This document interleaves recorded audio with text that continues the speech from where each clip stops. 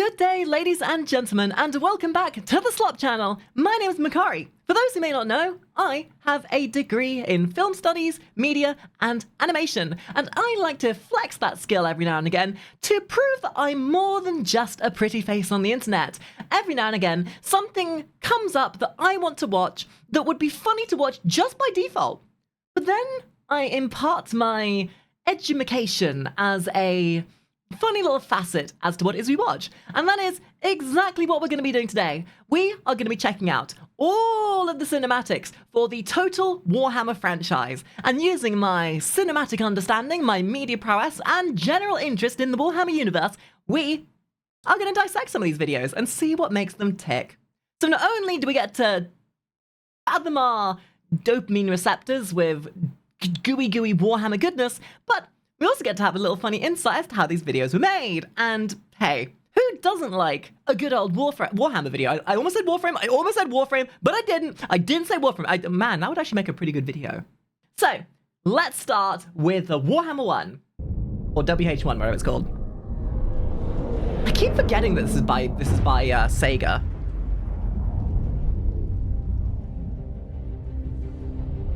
I like that little rise in tempo of the music.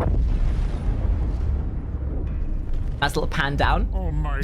I'm gonna put it out there, by the way. One of the fundamental things you learn in media and film studies, to make a decent composing shot, never put the subject of interest at the very center of the screen unless it's really called for. Especially if it's an establishing shot. An establishing shot should allow you to work through the screen in the rule of thirds. And the rule of thirds basically means when you're looking at the screen, your eyes will always go from top left to top right to bottom left to bottom right.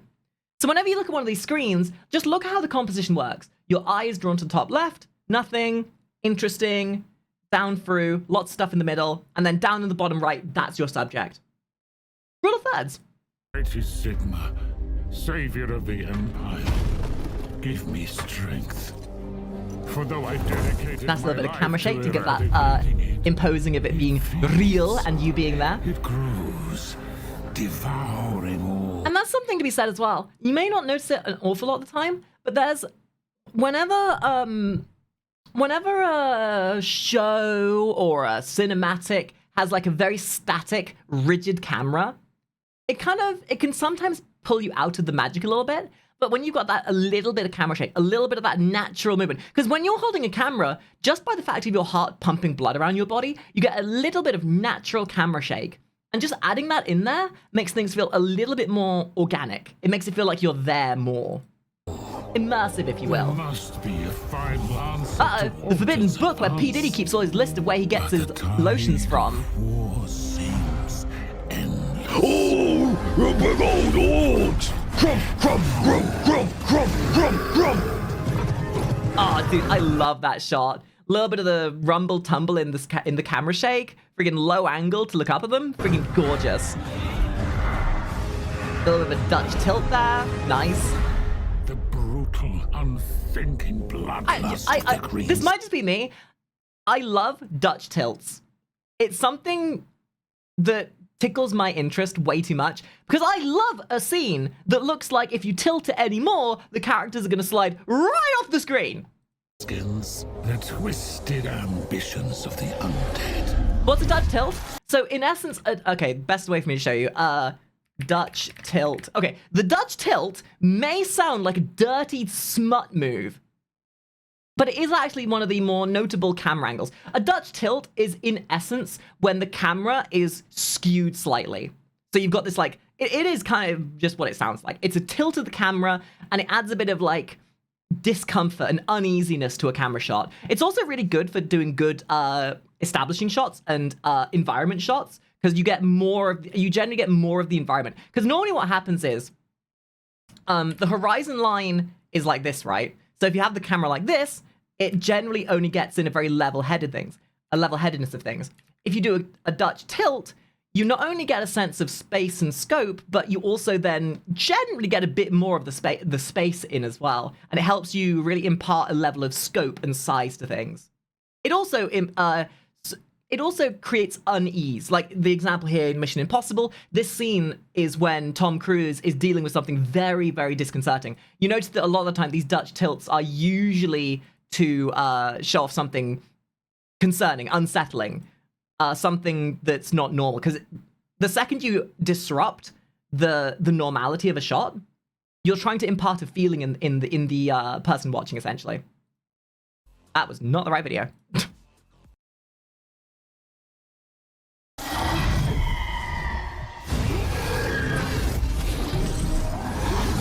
Nice little slow momentum up to the camera. Nice, give a bit of a scope to it. You can really tell that this is like an older and cinematic. Like the graphics look a little bit dated, but it's still so stylized. And this is the kind of thing, right? This cinematic, I can imagine, is so old. This is Warhammer Total War 1. And yet, these cinematics look infinitely better than a lot of modern animations. And this is the thing that I talk about a little bit. This is where my double dipping in cinematography and animation comes into play. You look at things like World of Warcraft, you look at things like this, and then you look at like some of these very modern, hyper-realistic movies, animations, and the animation just doesn't hold up. And the reason for that being is the more realistic you make it, the quicker it dates itself, because technology moves so fast. But when you have a very stylized animation style, something that doesn't really have that uncanny valley of looking human, your brain doesn't really interpret the quality of the animation, it's interpreting the style of the animation. Because when you make things so hyper-realistic, the spectrum of its quality is based on the technology available rather than the style. So, in this case, this cinematic is old as fuck, but it looks infinitely better than a lot of what we get these days.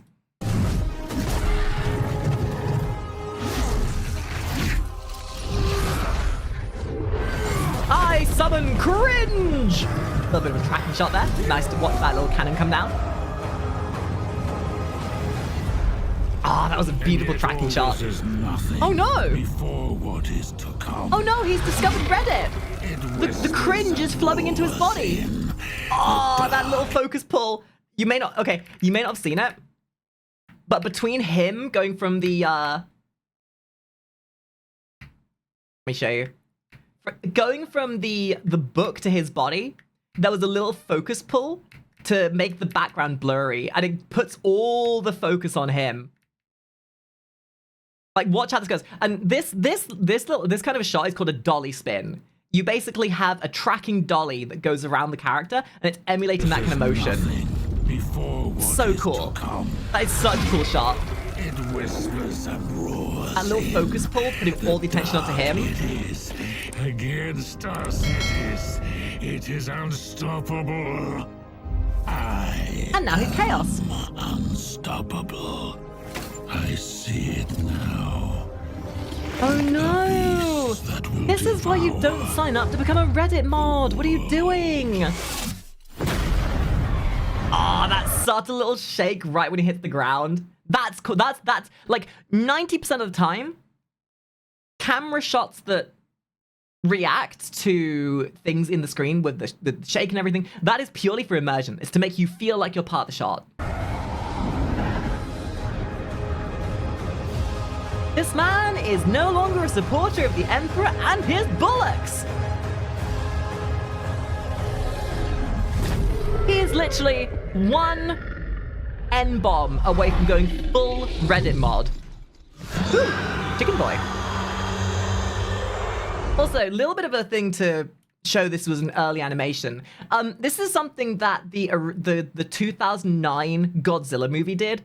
Back in the old days when animation wasn't quite as, modernized as it is now, a lot of the way that older animations would get by having to animate really high detailed things to save, not only to save money, but to then work smarter, not harder, by not needing to animate what isn't needed to be seen, is by shooting big monstrous creatures.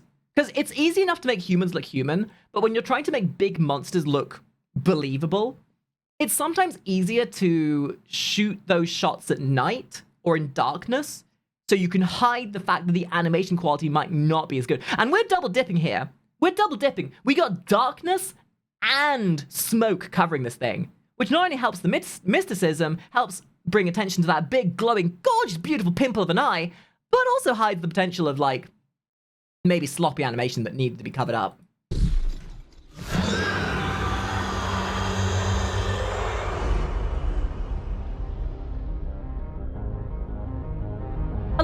A lot, especially back then, some of the biggest parts of animation was about working smarter, not harder. Okay, that's the first cinematic. Awesome. Next one. Ah, I love this. I love this compositing.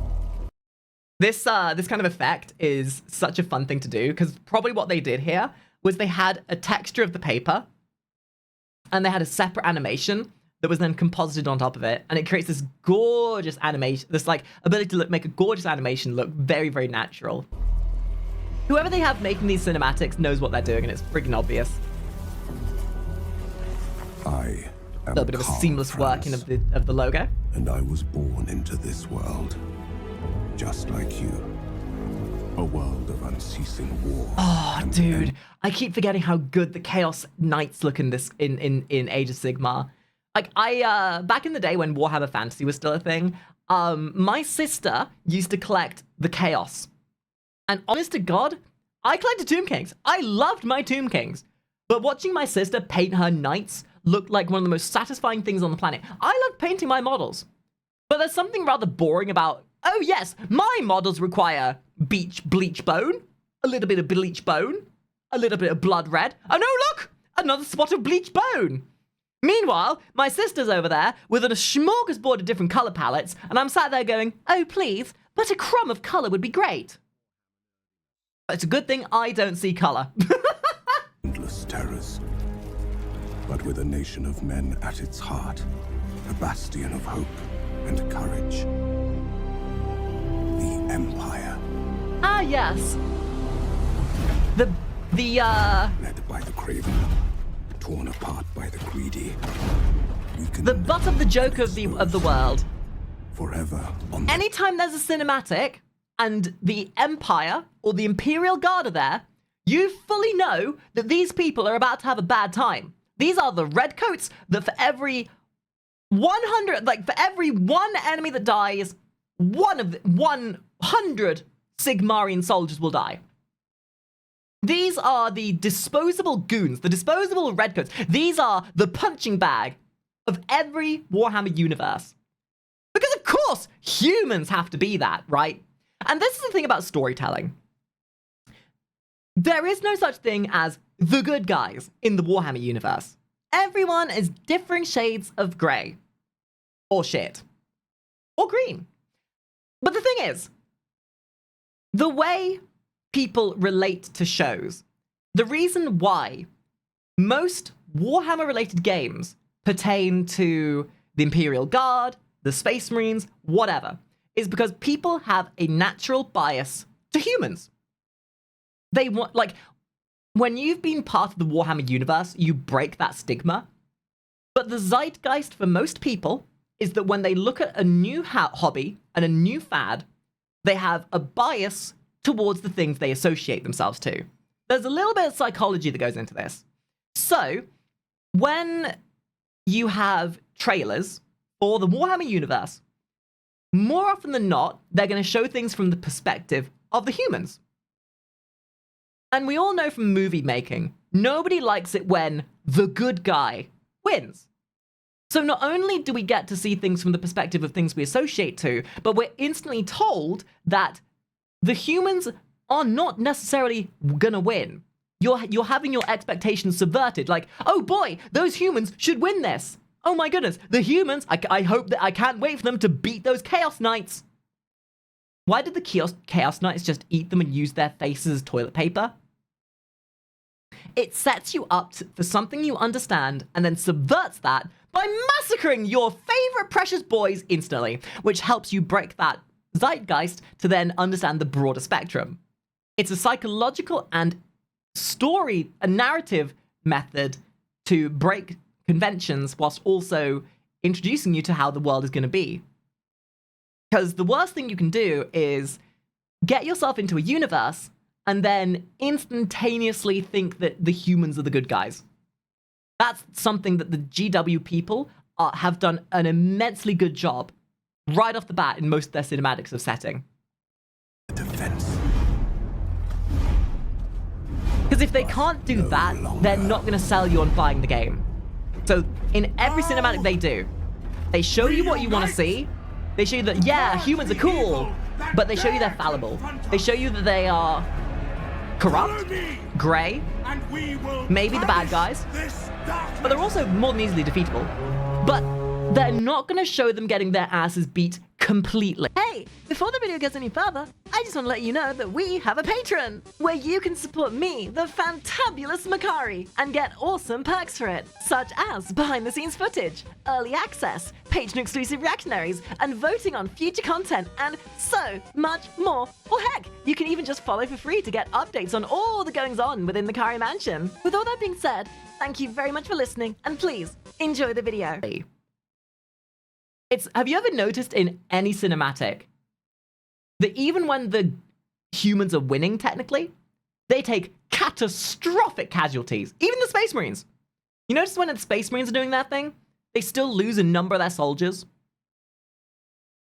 That's how they set the precedent that, yes, they are the thing you relate to, but they are not the big bad. They are not the biggest, strongest thing there. I swear this as your emperor.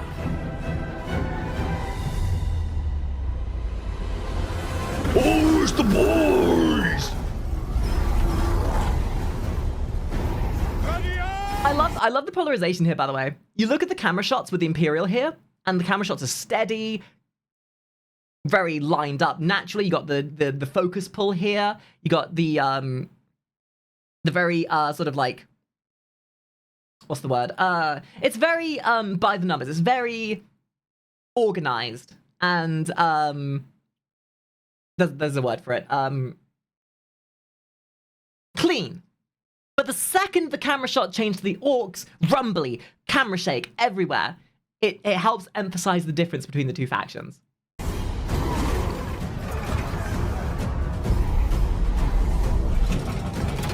Oh, and they have a tank.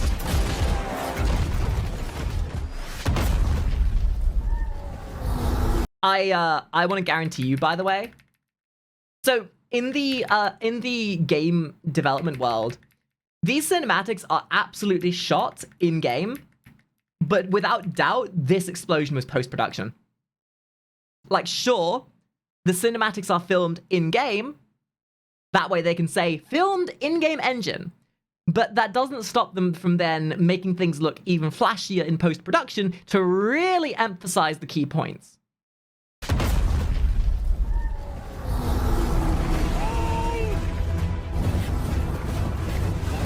I mean, who doesn't like watching a mass amount of orcs charge a line of soldiers? See what I mean? I mean, sure, there are orcs dying, but the humans are kind of being treated like ragdolls. Nice little line of soldiers there. Thank you, ETK, for the resub. So he's the biggest, and he's the best. Right up until Fireball! Ah, that little covering smoke shot to let this guy come in undetected. Beautiful. A little bit of slow-mo to emphasize the finality of things. Excellent. See, this is something as well. Pacing is such a big thing of these kind of cinematics. There are key points you want to put more emphasis on to really just show how effed people are. But, as is the notion of this entire cinematic, it's about polarizations. The Imperial Guard versus the Orcs. You got two opposite factions who are very different. Everything one does, the other has an answer. One and then another. It's a back and forth. It's a pacing thing. And that's how you impose a choice. You're going to choose which side you prefer. And they make sure they're making sure that one side doesn't get more preference than the other. That's how they create impartiality.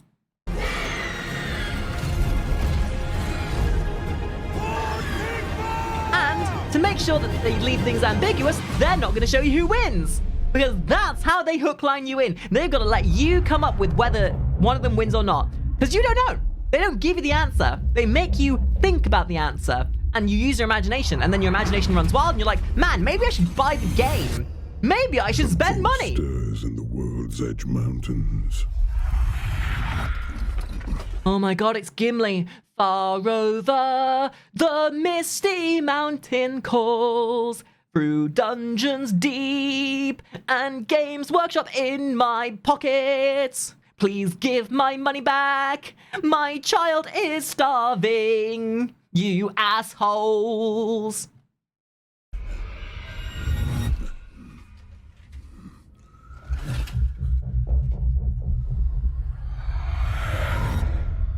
Death comes to the Dwarven realms. Death comes to the Dwarven realms. They hunger for worms.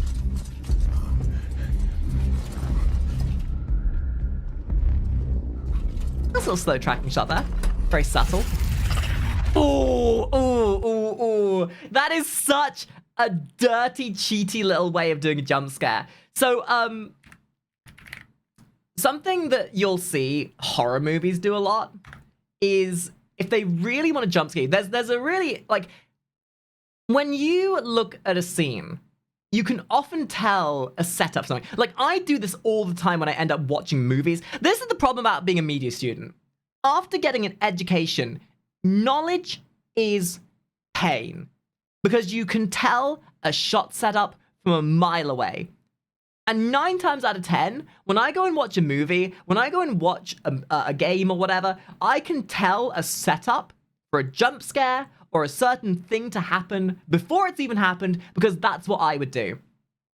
Like, for example, when the music is creating this level of anxiety, of immersion and whatever, a really good way of creating a jump scare is by bringing all of the focus on this guy here. You know, you got Mr. Muggins center stage. Everything else, you've got like the blacked out walls on the side. Maybe there's like a door in the back somewhere. But it's a little bit, you know, it's a little bit maybe out of focus, or it's a little bit obscured, as it were. So what you do is you have everyone's attention here, so that then suddenly, in a very quick moment, you have a spider go across the front screen here. Completely, like, the way the human eye works is it's drawn to movement. The biggest movement will draw your eye the quickest. So if you have this guy here, and then, or better yet, for example, you know, there's this guy in the middle, you're paying attention then, but then there's nothing else really happening, but there's this really obvious door in the background. And you're thinking, golly, they put that in shot for a specific reason. That's why. Usually, the camera shots only put stuff in the scene that matter. And if there's something happening with this guy here that isn't that interesting, but you've got a big fucking door back here, or the sides of the screen are maybe cut off like this, it means that something is about to happen that's going to draw your attention. So it's why you'd maybe get like a character going from left to right across this door. Maybe something comes up in the foreground that's more obvious. That's setup. That's just general cinematography 101.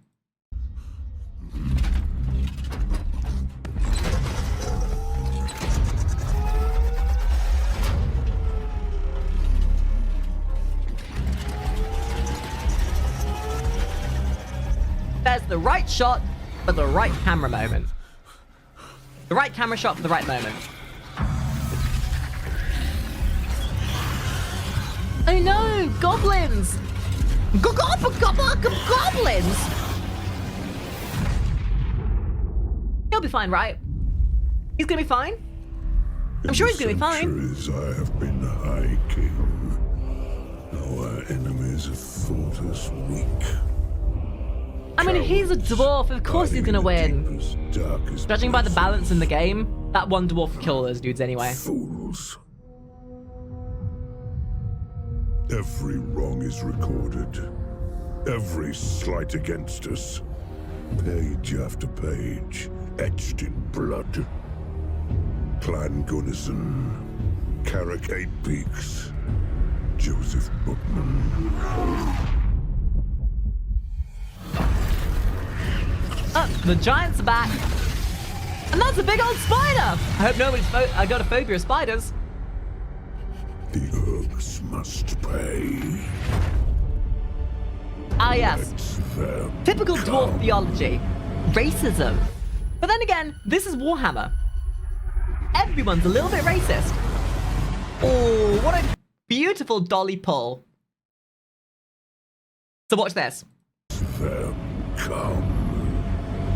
This little dolly focus pull. The camera is almost pulling back whilst they're running forwards, but they're pulling the focus back as well, which gives this like imposing, it creates like a superimposingness where it seems like the background is getting bigger, but the characters are getting smaller. You're basically opening the iris whilst at the same time pulling the dolly of the camera back.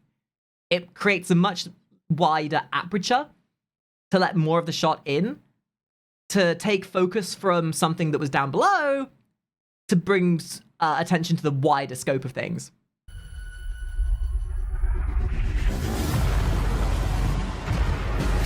I'm sure that there'll be another example of a proper dolly pull. That's not quite the dolly pull I was thinking of.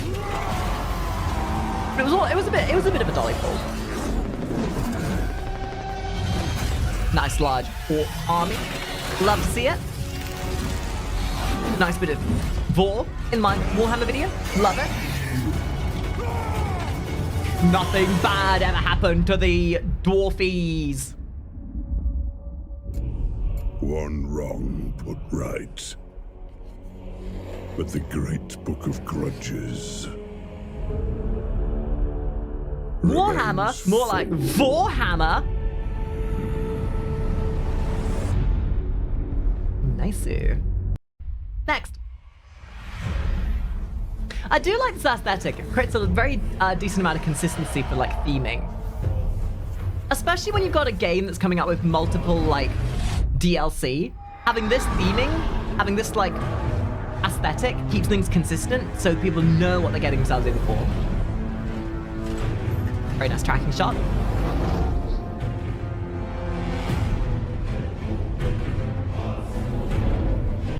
That is kind of the challenge of people making these cinematics, is making these like environments that realistically in the game look quite small seem much bigger than they are.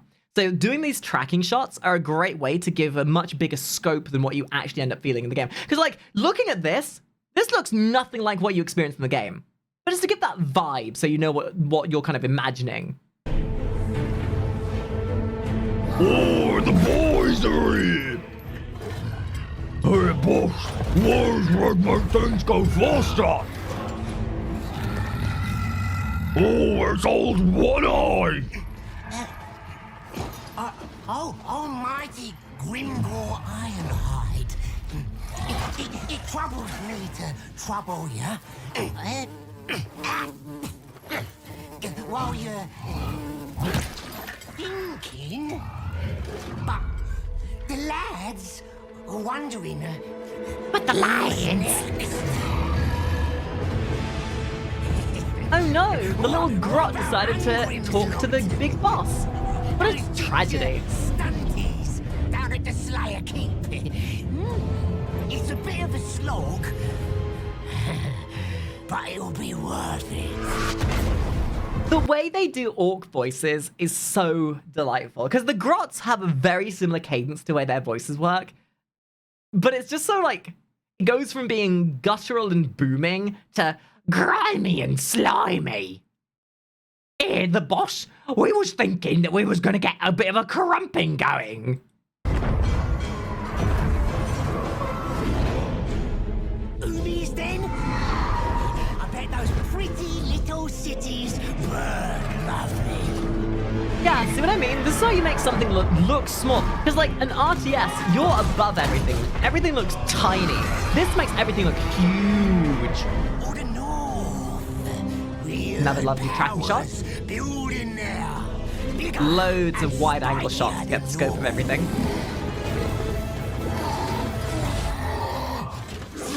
No, see that? See that? That was a Dutch tilt. That was a Dutch tilt. Lovely Dutch tilt. Oh no, these guys are clearly evil and unsettling because they're demonic with horns, and the Dutch tilt makes it feel uneven, like they're coming towards me. Oh no! I'm gonna get chaosed! Well, rather get chaos than deal with whatever the Imperium are doing at this point. Time to move, boss. Time to fight. Chat, you should be taking note, by the way. There'll be a test on this after the stream. Say it. Eat him! Or crush him. That works too.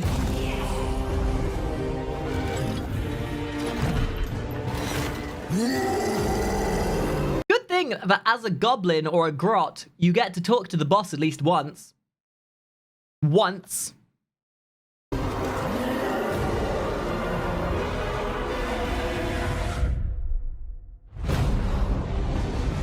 Dude, 2016! This game's been around for decades.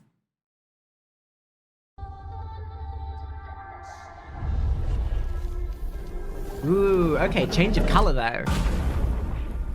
Light, white, blue. Gives you that feeling of coldness. So this is what I mean about vibe, right? You have to set the theme correctly. That intro screen being as white and as blue as it was, you get that sensation of cold. Instantly into a shot of them traipsing through the woods of a frozen tundra. That's how you give a vibe. You can feel their nipples getting erect from how chilly they are. You are far from home, witch hunter.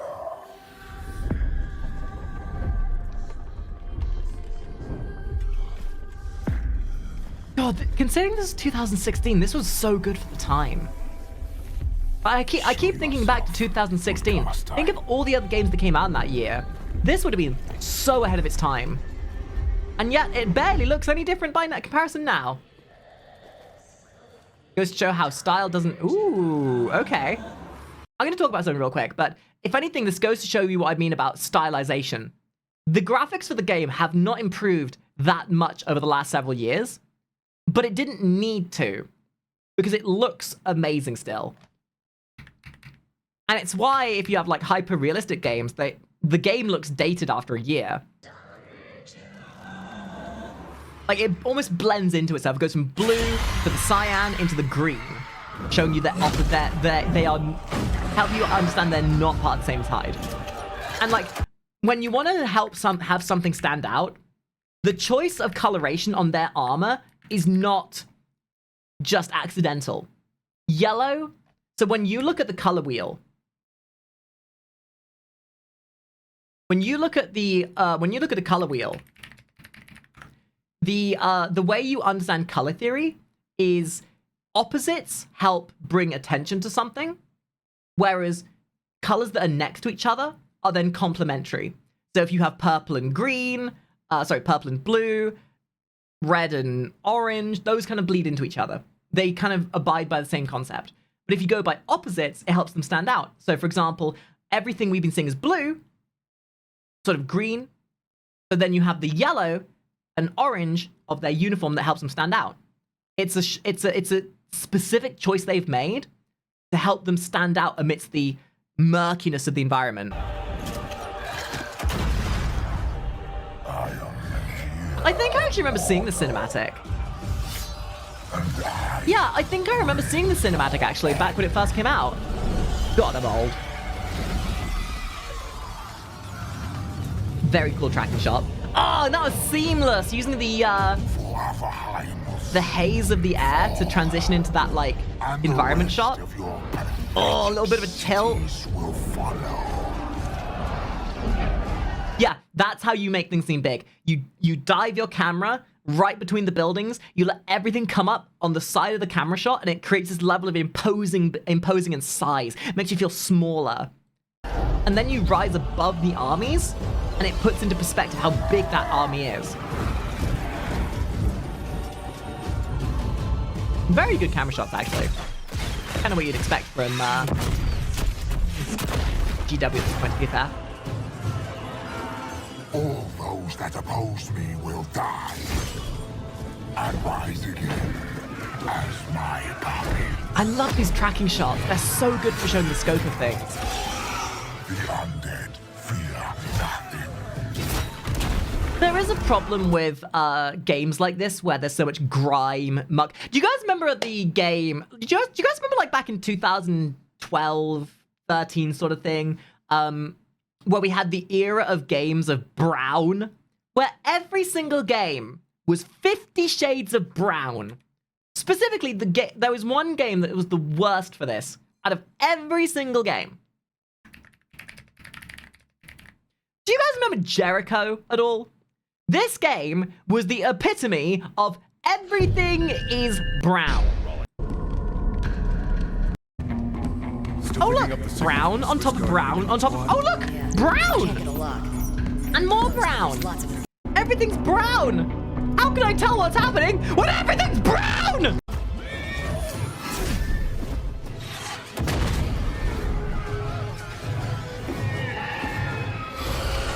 Because, by all means, Warhammer has some very muddy color palettes to it.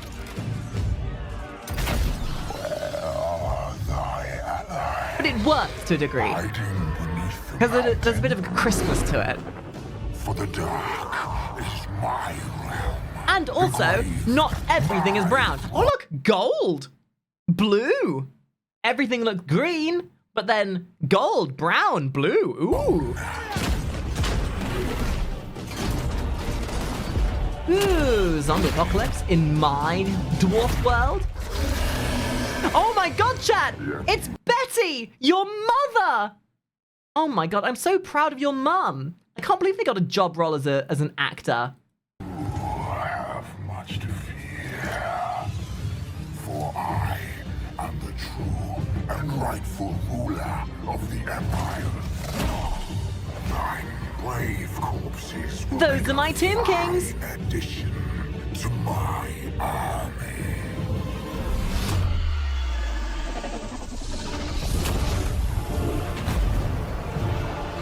You see, this is why the Tomb Kings are kind of badass. Oh, you know, we didn't. It's like the Tyranids, right? The Tyranids don't need to win or lose the fight. Like, in order to beat the Tyranids, the Tyranids don't need to lose a battle or win a battle. They just need to win the war. Because if they lose a battle, all of that biomass still goes straight back to the spawning pits.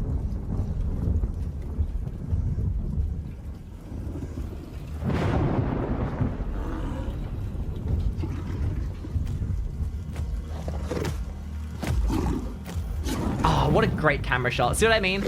You have the focus of nothing really happening, and it sets you up for those legs walking across the camera like that. Just to instantly draw your attention. Like, oh boy, that's a dead body. What could possibly happen? Oh, there's a guy walking across. Never mind. Nice sword. Love that design. Ah yes, Mildred, we have 17 heads on this wall. But you know what we need? An 18th head. This is an 18-head wall right here. Actually, you know what? This could be a 19-head wall. Guys, I think we need 19 heads. Would anyone like to give me head? I realized I said that I was going to try and not pause too much, but my internal analytical brain is working way too hard. And honestly, like, this is probably the problem about being a media student. Anyone who's done a media course, a film studies course, an animation course, anything that works in filmography at all, please confirm with me that I'm not the only one who then had every movie I ever watched ruined for me. Because I would go and watch it. Ooh. And suddenly, silence was broken. And Jimmy, who was trusted to hold the one gun of the entire battlement, was like, ah, my time has come!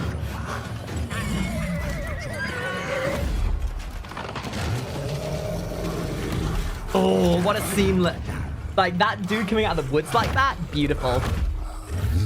Yeah, I can't be the only one who's ever done, like, a film study or whatever, and then... Oh my god, he's so thick, though. Why is he so thick? Damn, boy, he's thick! I can't be the only person who's done, like, a film studies course or something, and I go and then watch movies myself, and I can't help but analyze every single movie I watch. Like, oh boy, that's a Dutch tilt. That's a low angle shot. That's a wide shot. Oh boy, they're trying to instill the fact that something's gonna happen. Oh, I bet this is gonna happen next. Oh, guess what? I was right. Yeah, this is what happens. Stupid humans traipsing in on land that doesn't belong to you. Let me guess, you thought there was oil there? Well, joke's on you. Now you're gonna be turned into oil. And the 19th head for our 19-head wall. But you know what? A 19-head wall is good. But what about a 20-head wall? Yeah, what about 20 heads? Guys, should we get a 20-head wall?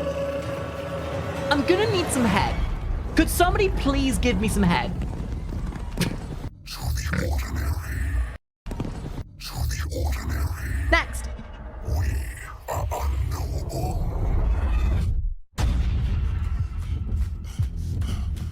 Ooh, some big red. Big reds. Corrupted. Rightly feared. And they called him the Doomslayer. Guys, who would win? The Gods of Chaos? Or one man that's too angry to die called the Doomslayer? Hi, Polly.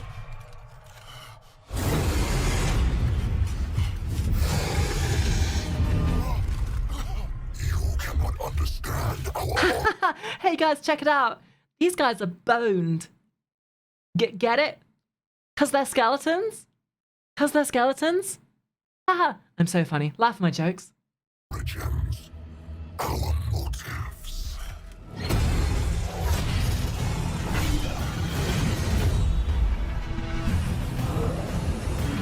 Oh god. I absolutely love the design of the Chaos dudes. They're so cool. The dawning realization that we are not. That perspective shot is so good. Ah, and the over-the-shoulder shot just shows how big this guy is by comparison.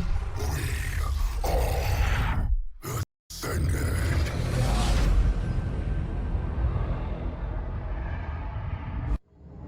Very cool. Do we get to see some elves getting squished now?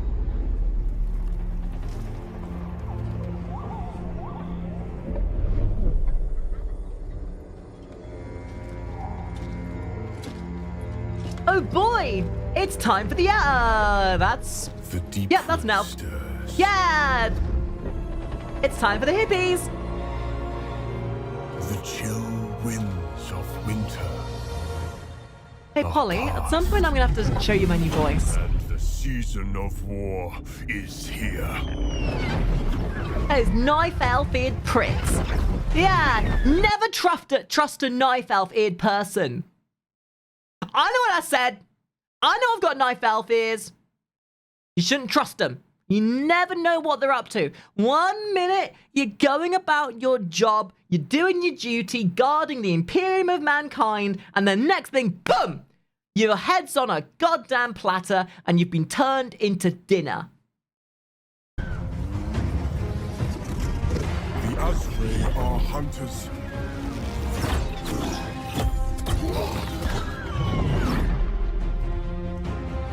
And the Hey, chat. forest Cooperate with me. is our home. Tell Polly how good my new voice is.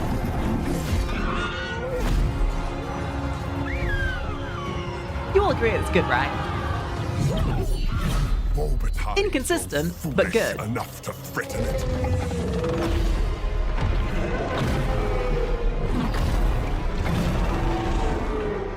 Ooh, tree ants. There have been sacrifices. The Ents will march. But we are ready. What do you mean, bratty? My new voice sounds amazing, thank you. My new voice sounds very, very, very elegant. Thank you very much. Wild hunt begins! Who's the brat? The one who accused someone else of being a brat? or the person who is the brat, which is you. Thank you. Sorry, I'm having an argument on Twitch chat. Seek the monsters Ooh, dragon. you fear the most. We chase the nightmares. Oh, great establishing shot. Our cowardly And a scene wipe using the environment. Beautiful. Mwah. Chef's kiss. The more we exalt Oh, Maple, thank you for the tier 1. the more we honor Oh, God. you know what I love with this? All of this stuff is dead. And it's completely desaturated. All of the shot types are sort of close and uncomfortable to make you feel uncomfortable. It's like, ugh, that's dead. And it's also, like, there's no color. It's all desaturated. It's all very lifeless to emphasize that point of death. And I guarantee you when something wakes up in a moment, there's going to color pop back into it. This harsh land breathes Is that a the giant? savage, and we revel in it. No, he's dead too. The old world calls. Arthas? Ripe for our taking. We fought monsters. Bjorn Jorgensen? Came them.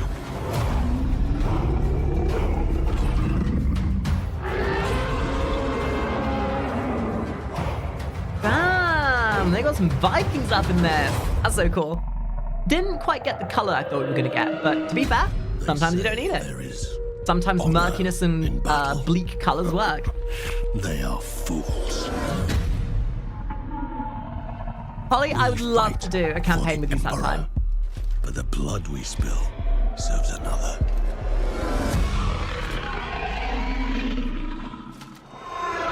So, I said earlier that sometimes having imposing colors works really well, but the world of Warhammer doesn't necessarily need it. You can do a lot with bleak and muddy colors and desaturated colors because it fits the vibe and it fits the theme of what it is you're showing. So long as it's not muddy like games a la 2010, you're fine. Because what needs to be visible is visible and it's clean and clear cut. It's like the distinguishing difference between Clive Barker's Jericho and this is knowing that you don't need to make everything muddy for the sake of it. Only make what's important visible, and then everything else can be muddy. It's about distinguishing the difference between importance and primary and secondary focuses. More, Lord of Death, keep our souls, lest they fall prey to him. Ooh, Skelly boys!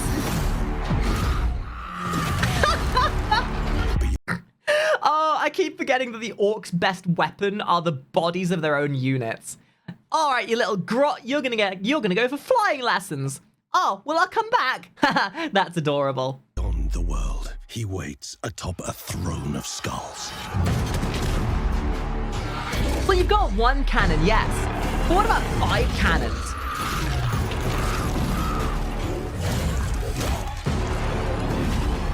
I'm sure that... Oh, Blood is only my borrowed. Warhammer is getting some Bloodshed. war in it. It must return. There comes a point when you're swinging a sword in the midst of a mountain of bodies like that, where you just have to think that I must be hitting something. For the blood god. No. You don't whisper that. Blood for the blood god should never be whispered. It's Blood for the blood god! Skulls for the skull throne! much better. We are chaos. Chaos is strong. We will do your bidding, master. Oh no, guys. Who let Jeffrey out of the retirement home? Jeffrey, this is why you're kept in the isolation wing. You're your own worst enemy. You say you want to go for a long old jaunt, and then you up in the frozen tundras of the north. This is the Audley's fault. We hired on a bunch of new Audleys. We knew this was going to happen, and now Jeffrey's going to die. F for Jeffrey. Shadow of chaos. The tribes of Norska are fierce, For in Deckard the Cain, land is that of you? monsters and I ice, am where Deckard no Cain. crops grow, I'm Deckard Cain. Leia, we must stop Diablo. He's going to destroy the world, Leia. I'm also very lonely, Leia. Leia, come join me in my hovel. Leia, I'm very lonely, Leia. Diablo's going to destroy the world, don't you know? For ravaging. Don't want to make an old man happy. Dude, Deckard Cain was such a player back in Diablo days. I miss Deckard Cain. My name is Deckard Cain, and I bring the pain.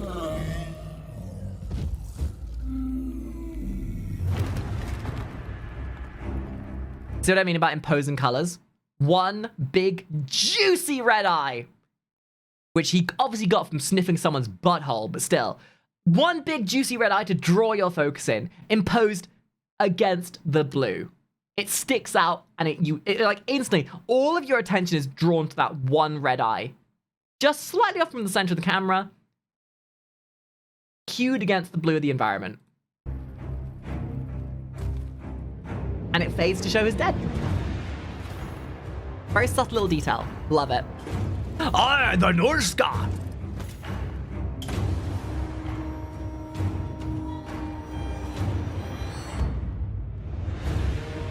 By the way, this is just your average Denska from the 1800s.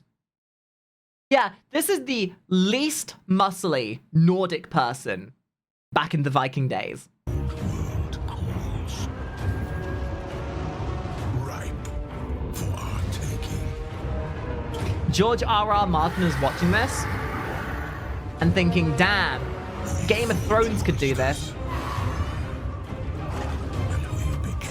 Winter is coming. Guys, it's coming. Winter is coming.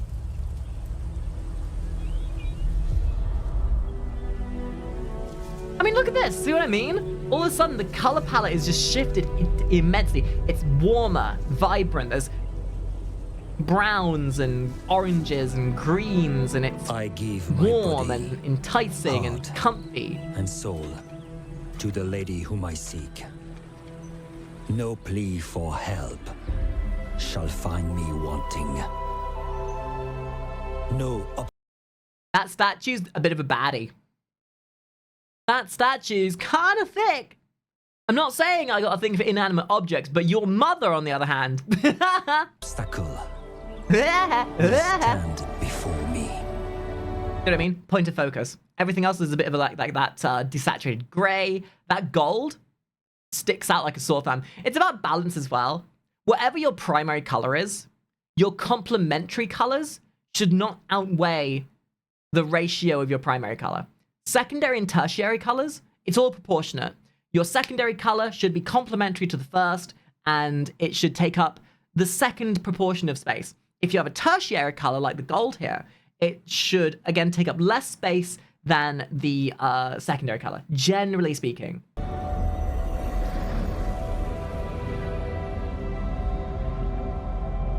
Either way, color theory is cool. I love color theory. No Beautiful evil tracking shot. will taint the lands bequeathed unto me. By the way, if you guys, I don't know what you guys think about this, by the way. Do you guys like me doing these more analytical videos? Me sort of looking into the details of cinematography and stuff? If you do, let me know. Maybe I'll do more of this. I mean, we could always just watch this for the sake of watching the cinematics as well, which I definitely am doing right now. I shall preserve that which is sublime. Oh, those silly humans thinking they're gonna win against the undead. You'll just turn into undead eventually. Why not just skip the wait? Skip the queue. Join the undead. They have cookies. Will know no bounds. Honor is all. Madman, why are you blue? Is all. Green, why are you green? Rejoice, for we, the Knights of Bretonia, will be your shield. Bretonia? I hardly know her.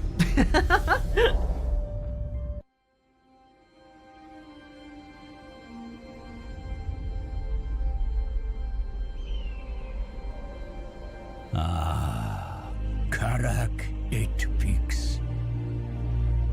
Oh my god, it's Khazal Doom. Queen of the Silver Depths. I'm expecting a Balrog to appear from these mines. What riches lie beneath That is the so mountain? Lord of the Rings. What horrors? It's like they said, okay, copy Tolkien's homework, but don't make it too obvious.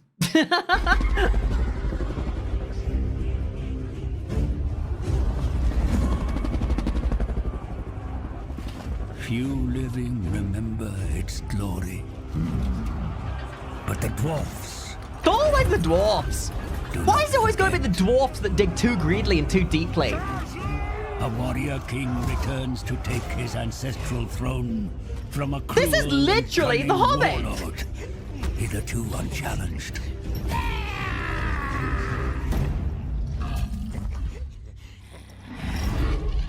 What fate awaits them in the dark? Oh, I love that little fade out.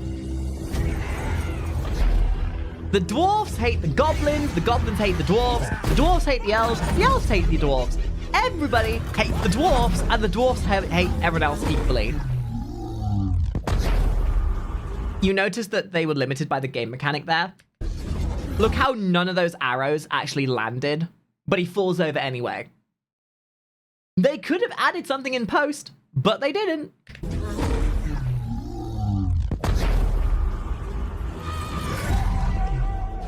Nasty skulkers. That's what the average Twitch streamer that let the power go to their head call their Twitch lurkers.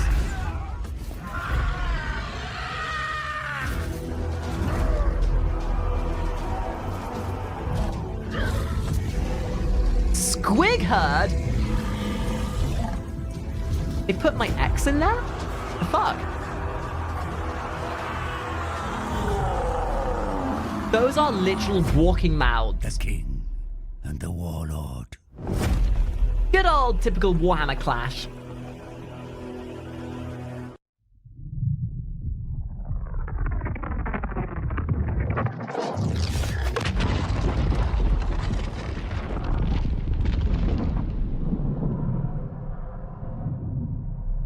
Was a twin-tailed comet. Whoever they have voicing over this, by the way, he has a very, very interesting voice. That heralded Sigmar's coming. Sigma this, not every Sigma that. celestial How about you body is Sigma heavenly. balls? When darkness falls, Oh, I love that. A little tracking shot into the title frame. Beautiful. See, it's one of those things where sometimes it can be very easy to pull people out of their immersion by adding these, like, composited title shots. But for some reason, I feel as though this just works with Warhammer. Like, especially when you're watching these cinematics with gameplay, especially. I feel as though it just works, you know? those that turn to the light, and those that would embrace the shadows.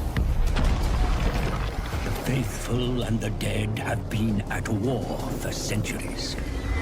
Now, at its zenith, a victor must emerge.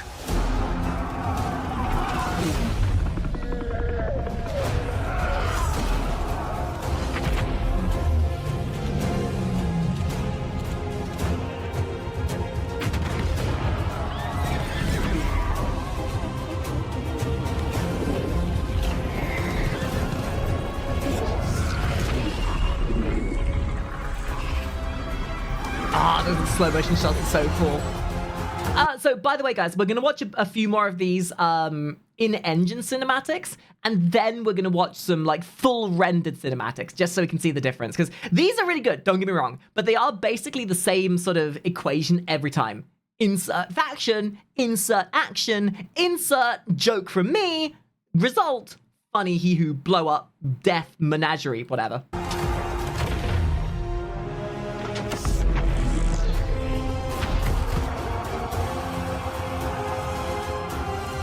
Soldiers of light and fearsome abominations.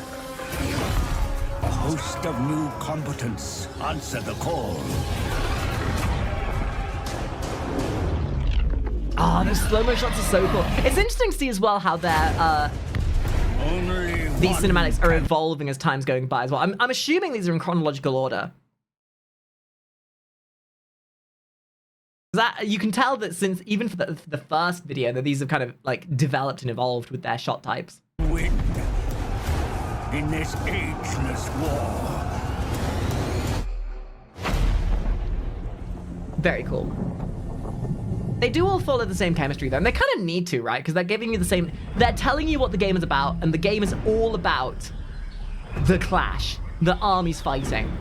They set things up with some small establishing shots, some environmental aesthetics, that kind of stuff. Ooh. Oh, okay, so the actual rendered cinematics are in here too. Okay, that's good. Don't need to go searching for another video then.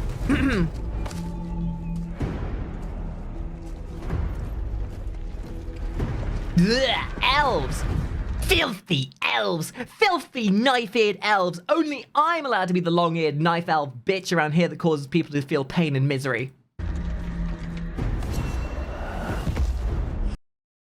Harlequins?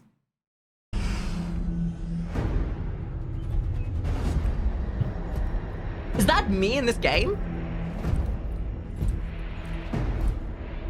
Those are so dark Eldar themed. You got the Eldar, the dark Eldar, and then the multicolored Eldar. But it's a good thing we don't see color here. Uh-oh, they're touching our doohickey.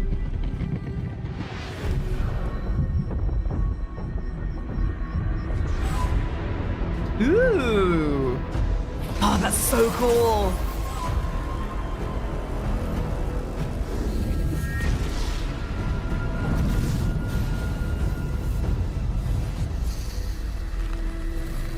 Gotta be honest, the amount of cuts they're doing here is kind of causing my eyes to kind of go a bit skewy.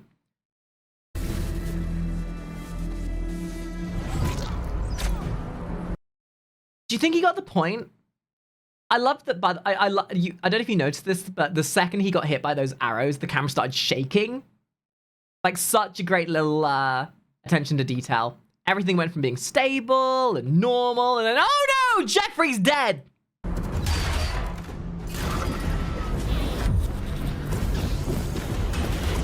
They've got some really dynamic camera movements in this, and I love it. The thing is, when you do live action movies, you are limited by the notions of what live action can do, unless you impart 3D work and post production into what you do. But when you're working in a 3D engine, the limitations of the real world kind of fall away, so you can do a lot more. And especially back then, before like drones existed for whatever. Oh! Suddenly, lizard people! Well, I hope these elves are gonna enjoy getting swallowed like a Slim Jim.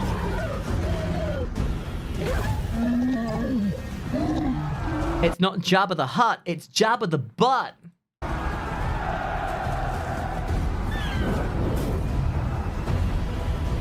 Oh my god, they're having a freeway! I love watching three-ways. Oh, what an amazing long shot. Look at that. You get the curvature of the earth in there as well. That's so cool. There's so much happening in this one shot. Like, you zoom out, you can kind of see where they're fighting. You get the aperture of the earth, of the planet even, kind of in the shot as well, just a little bit. And you got the tornado in the back to kind of be a bit more ambiguous. That's a gorgeous long shot.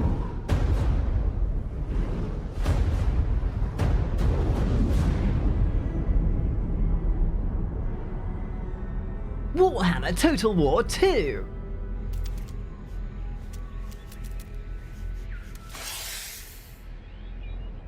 Oh no, the rats! Alicia, is that you?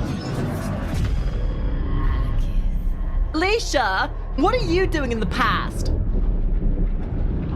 They would brand us unworthy. These usurpers. Everybody loves watching an army march into their city. Have been burned. It only takes a cinder for a phoenix to rise. Okay, this might be one of my first times I've had an active critique. Whoever did the sound balancing on this sucks. I can barely hear what she's saying.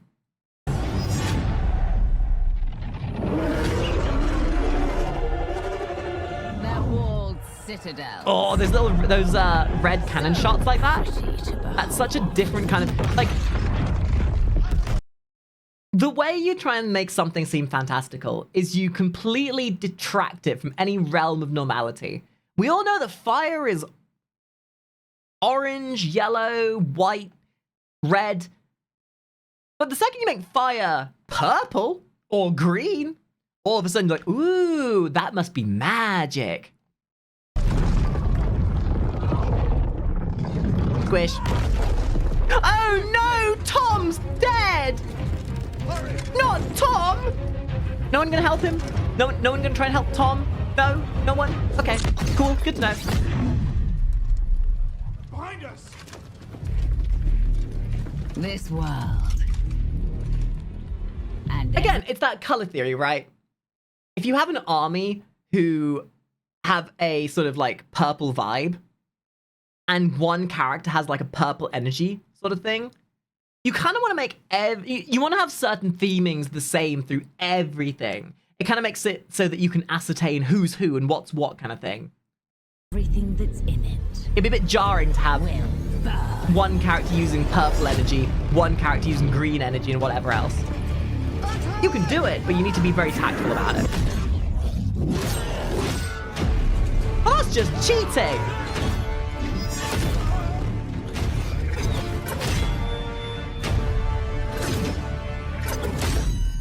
Have you considered aiming for center of mass?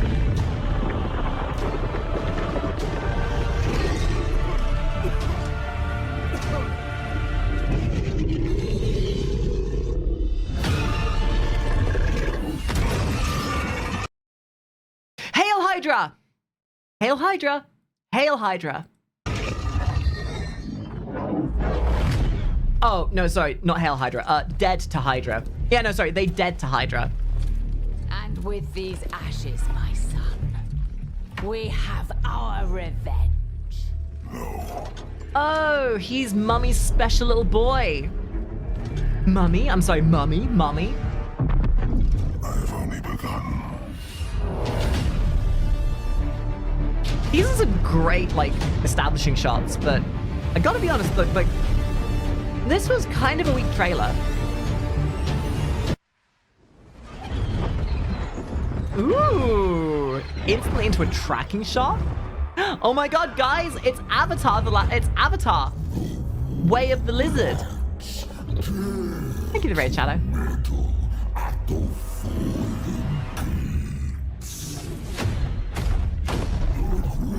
A little side shot like that. See what I mean? You've got the big focus of the shot on him, but you've got this like fire sort of helping to frame him to the left here. So it's almost like you can kind of cut this scene into two halves. You've got the fire here, which you know is nothing really that important, but it's drawing your attention. But it frames him in the middle of this chunk of the screen. So it's, again, it's a rule of thirds. The right third is taken up by the fire, which is framing the middle third, which has him in it, and then the left third is empty to bring attention back to him.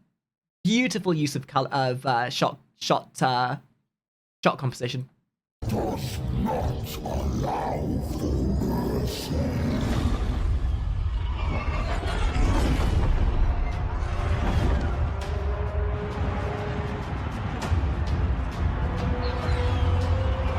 Oh, that's such a cool shot. Damn, you get to see the whole army from their perspective. It's like, this kind of a shot is to help you kind of see things from their perspective. It's like you're one of the riders up there with them. And it's so cool. It gives you scope of the battlefield. It shows you who's winning, who's defending, who's attacking, the army balance, everything. It gives you everything you need to know in an establishing shot. A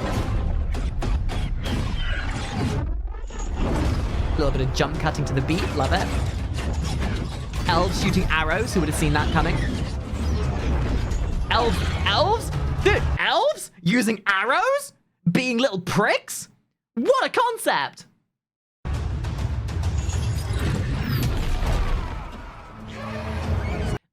a lot of shots like this, to make you rewatch them, will put subtle little Easter eggs in certain scenes to make you go back and be like, oh, that's really neat. Like, I'm sure there's like a gamer theory out there who has looked through these shots and be like, oh, that's from that faction, that's from that faction.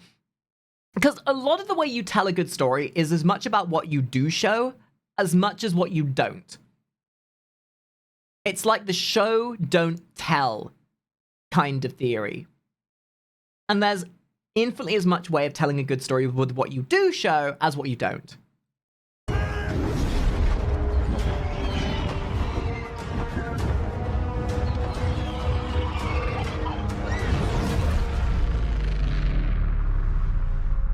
And now you're like the lizard falling out the sky. And that's what I mean by theming, right?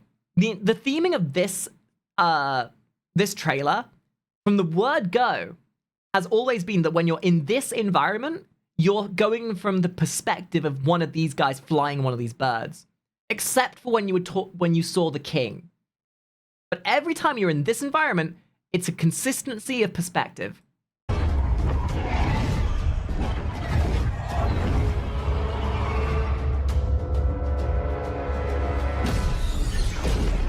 A lot of high-angle shots, constant high-angle shots.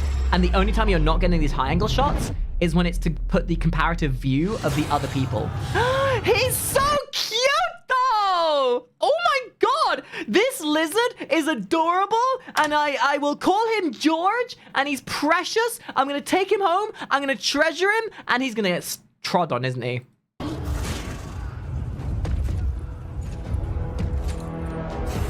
Do not harm my precious little Tony! Tony is precious, and if you hurt him, I will hunt you down, and I'll add you to my 21 head wall. You will be the 21st head on my 20 head wall.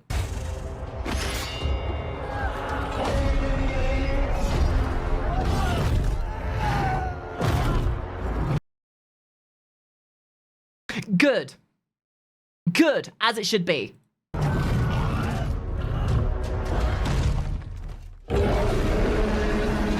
I guess oh, how the turns have tabled. You were about to step on Tony, but now Tony steps on you. That's Tony's big brother. Oh, it's time for the Skaven! One of the factions with the best color theory out there. Consistent color theory. Everything about their faction is muddy and grey and shit-colored and horrible looking, except for the fact that they have usually very imposing greens. They stand out from everything else. It's the rats, it's the rats, it's the rats, it's the rats, it's the rats, it's the rats, it's the rats, it's the rats, it's the rats, it's the rats, it's the rats. Rat time, rat time, rat time. I should have really gotten Alicia in here to be here for this one.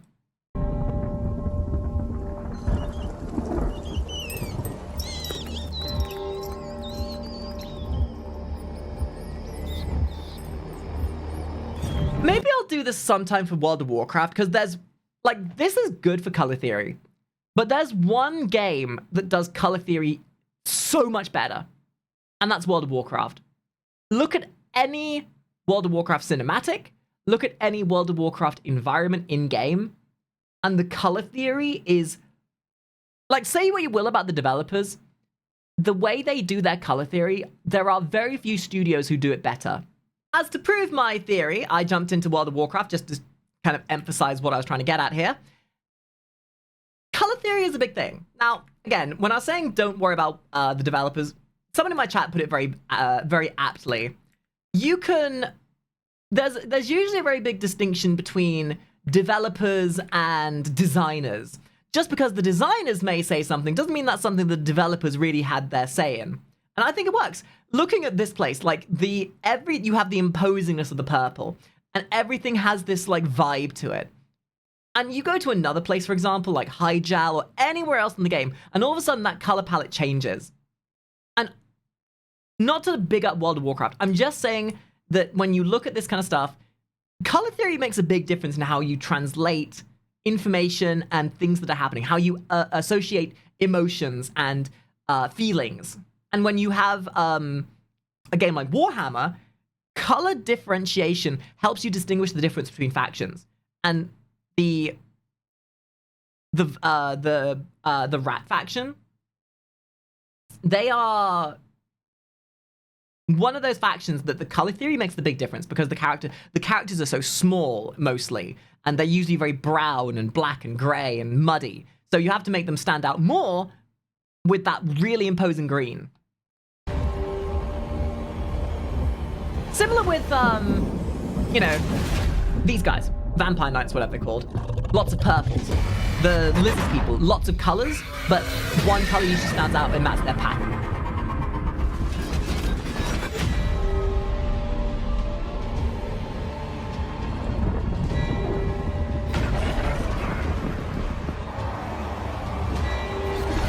How do you stop a tide? Sure, you might have just blown up 10,000 Skaven, but in the time it took to kill 10,000 Skaven, they were breeding like rabbits back in the background, and now there's 20,000 Skaven. And now they have bikes. Do a wheelie!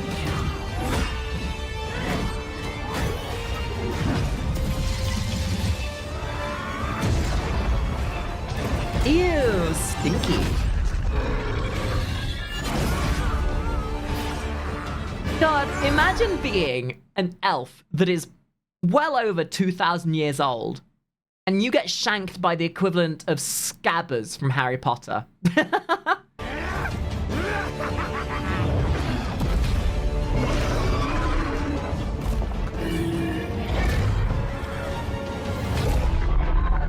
Oh, I love that monster. That flesh abomination. God damn, that's so cool. So much great use of color in that cinematic too. From the dawn of time, these worlds have known no peace. They shall know no fear. The new world, home to the most ancient of rivalries.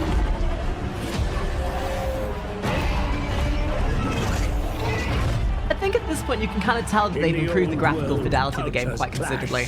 And ever the threat of I might be chaos wrong in saying, but isn't Total Warhammer 3 just the same engine with very minor improvements? Because I swear on my mum, I saw Warhammer Total War 2, and then I heard Total War 3 came out, and it looked the same. I straight up thought Total Warhammer 3 was just a DLC.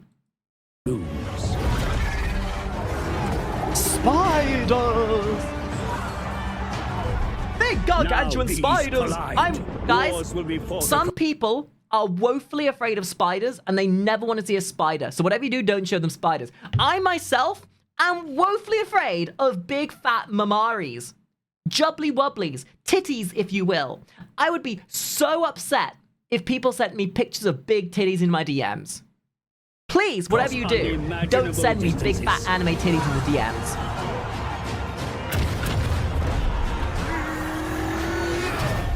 Now is the time of mortal empires. These kind of like shorter trailers tend to be quite jumpy and to the point, which I think is fine. It works. They're trying to get encourage you to play these kind of actions. It defines us. Ooh, nice little slow-mo shot. Connects us. See, when you do slow-mo shots like this, you have to be so careful because everything is moving so slowly. The eye has time to process everything going on. When you have shots like this moving at normal pace, you can get away with some bullshit because things might be moving too fast for you to catch it. When things are moving this slow, you've got to make sure you're making it look good. Divides us. We cannot escape it. No matter how we struggle, in the end, it is... That's such a great tracking shot. The camera's moving at roughly the same pace, but it's still panning across the environment. You've got so many tiny little details. You got the dragon up there. You got the other battlements moving in over there. Friggin' units on the side firing off into the army. There's so much happening in every one of these shots, but it's not overwhelming. And it is to And it works so much better for these slow-mo shots too. Must return. Because the eye can only process things at a certain rate, so if you have a very fast shot, the shot needs to be simpler, generally. Ooh, Warframe! Oh, is that a phoenix? Vision comes to me. Mommy, mommy, mommy, mommy, mommy, mother. Vicious. God, I love her hair. Grotesque. Lustful. The Slanesh? stench of death. Sounds of agony. The ritual of Death Night. The Slaneshi are very good for color balance, by the way. Lots of pinks, lots of hues of red. That's like, so in color theory, that's a quadrant color where you're using all the same colors from one side of the color wheel in complementary fashion. I feel it in the meadows. I sense it in the air. Your wickedness growing. Chaos spreading throughout my beautiful land. And I grow weaker. Your sword of Cain. The maker of widows. I know you seek it. Oh no, she's got wood! Are futile. That wood's kind of thick though. Alariel the Ever-Queen, mother of all, will bring the light. You think GW was stealing from Tolkien? Everybody's stealing from Tolkien. Look at World of Warcraft. Blizzard have been stealing from Tolkien for years. No one's original anymore. To end your darkness, crone. Right there. See what I mean? Pink on the left, green on the right. And even when the characters aren't distinctly just made up of entirely those colors are dotted amidst the army so you know which side is which. Alabron. See?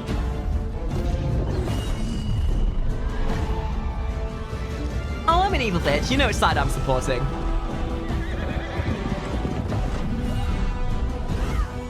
Silly little pathetic pure elves. Nothing by comparison to the demonic entities of the Slaneshi.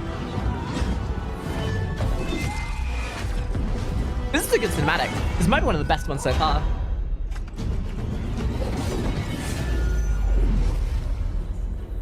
Very cool. The Queen and the Crone? That's not a nice thing to call her.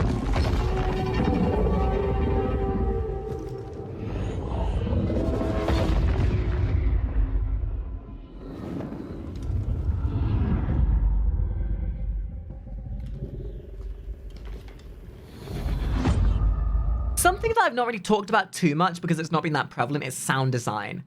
But right there, I heard that little clunking sound of their bow guns sort of clattering around. I love good sound design.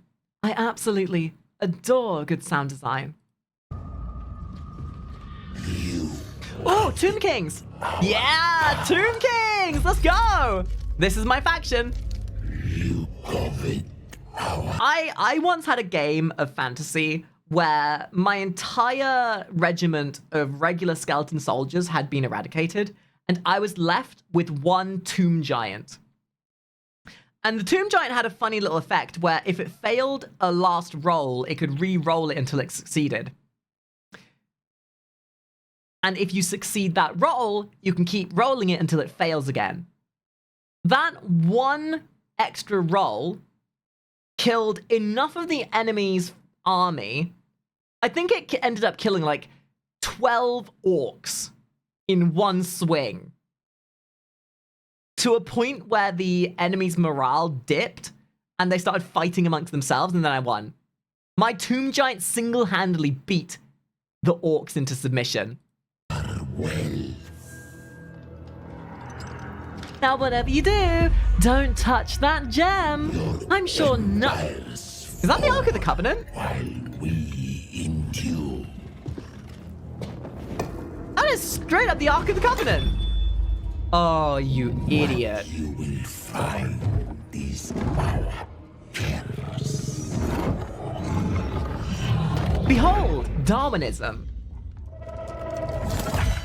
You shouldn't have touched that.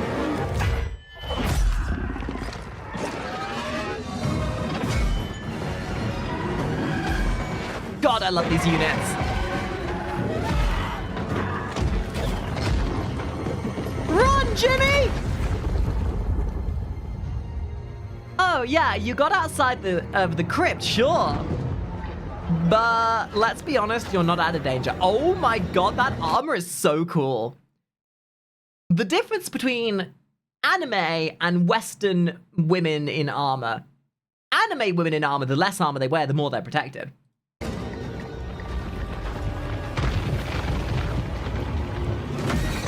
Tomb Scorpion!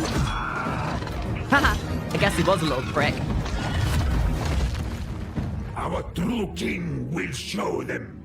We do not serve. We rule. Always love revealing an army through the dust storm.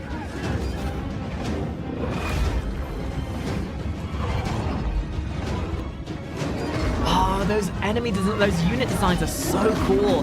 This, guys, is why Tomb Kings are superior. Look at the design on these things. Holy smokes! Laser eye beams! Oh, I love it. I love it. Crabs? Crab? Crab, crab, crab, crab, crab, crab, crab? You wouldn't believe us. The tales we could tell. He has no head, does he? This man has no head. He's the 22nd head added to the 21 head wall. Though, Oh my God, he's got a head. truth be told, Let me guess, he's undead. He may have a head, but I bet you he's undead. I'm a poet, and I didn't even know it. very poorly. Oh, his name's Barbosa, and he made a deal with the coins that he should never have made. Is that the Ark of the Covenant again?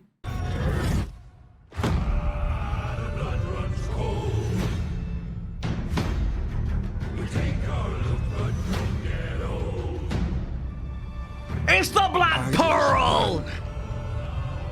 You are by far the worst pirate I've ever heard of. Ah, but you have heard of me. We all agree on one thing. To sail the Now, my coast. problem is, Reggie, after having watched Reggie's video, I can't see this faction without seeing their galleons turn into giant mech pirate ships. Hand down those lizard trinkets. And we trinkets! Find them. We'll get trinkets! We'll get trinkets!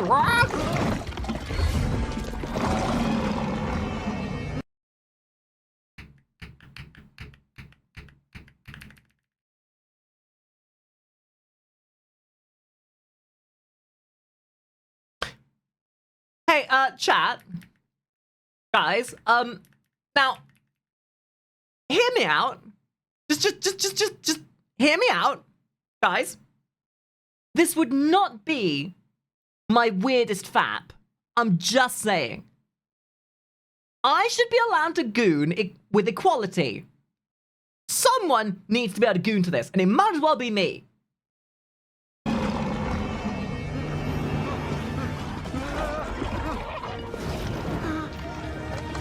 Oh, buddy, do you want to be the 23rd head on the 22 head wall? Piece at a time. Did you say One Piece? Did he just say One Piece? The One Piece is real!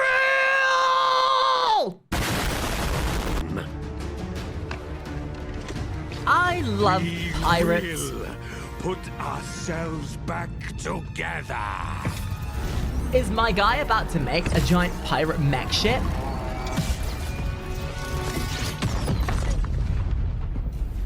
Fortune favors the infamous. He looks eerily like the lead singer of Pentakill. Not Viego, Yorick? Is his name Yorick? Either way, you know what I mean. Carcass, thank you. Damn, dude. An entire faction of pirate knights has never looked more appealing. And they've got crabs! and War. Don't you guys love War? I love War. I love a blitzkrieg war. I love war that consumes all.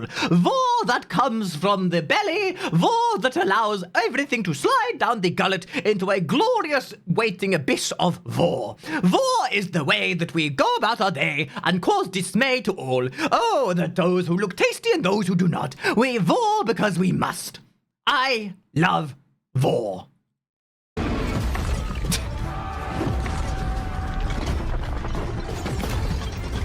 Oh, there's the pirate Mac. A Kraken! Oh, I love that slow pan up. That was such a good shot for the to show off the pirate, the Kraken.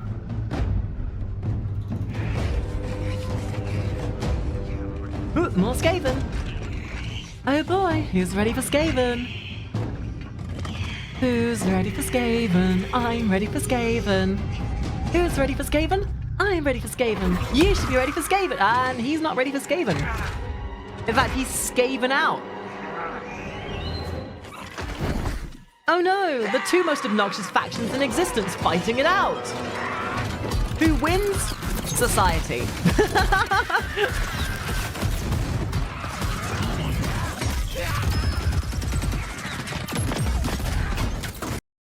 I have a sneaking suspicion this is a reference to Predator. You know that one scene where the Predator like jump scares them and then they start shooting into the bushes wildly?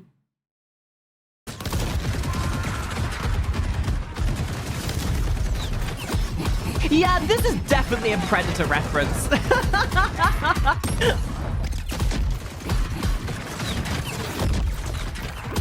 Maria, get to the chopper! Go now! What are you doing? Get out of here! Go!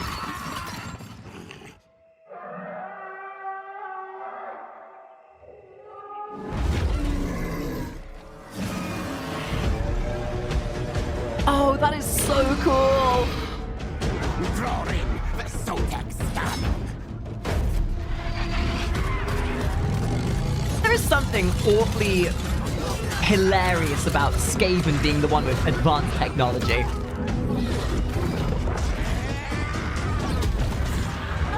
I'm just waiting for one of those lizard people to swallow a Skaven like a Slim Jim.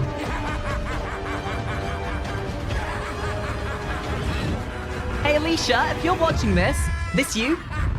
This you? You want to get your boys in order?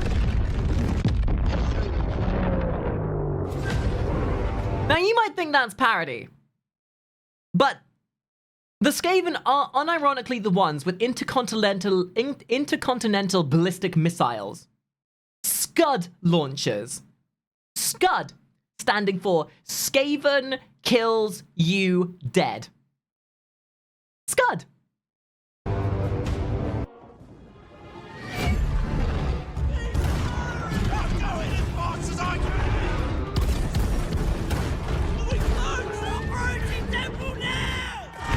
I didn't think I would need to see a temple run in Warhammer, but this is cinema.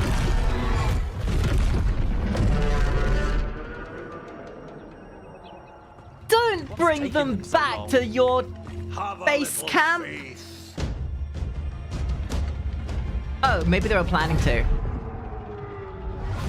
God, this is... It is scary how much better these cinematics have gotten since the first couple. Like, holy smokes, these are so good.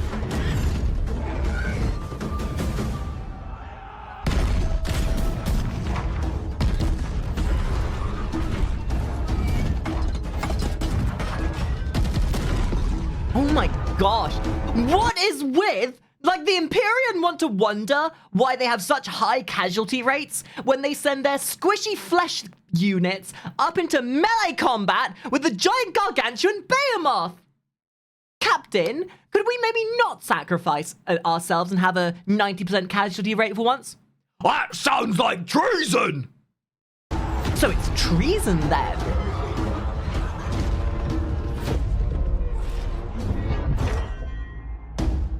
Storage wars.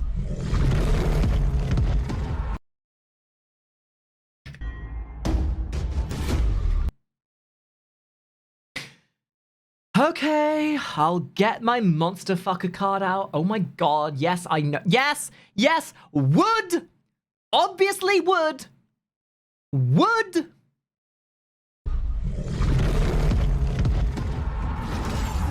Just mother trucker out there aura farming.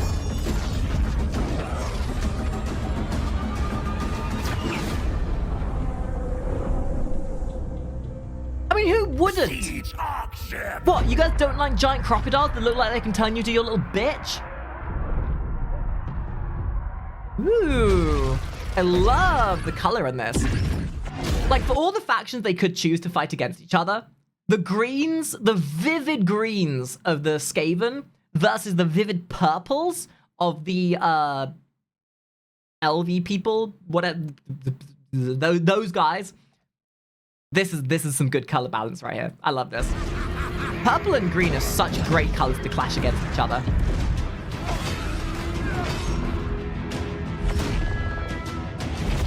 Like, you're sat there as an ancient 1,000-year-old elf. You've existed for centuries, slaying thousands of people. And your faction comes under threat by the local inhabitants of the back part of McDonald's. How embarrassed must you feel?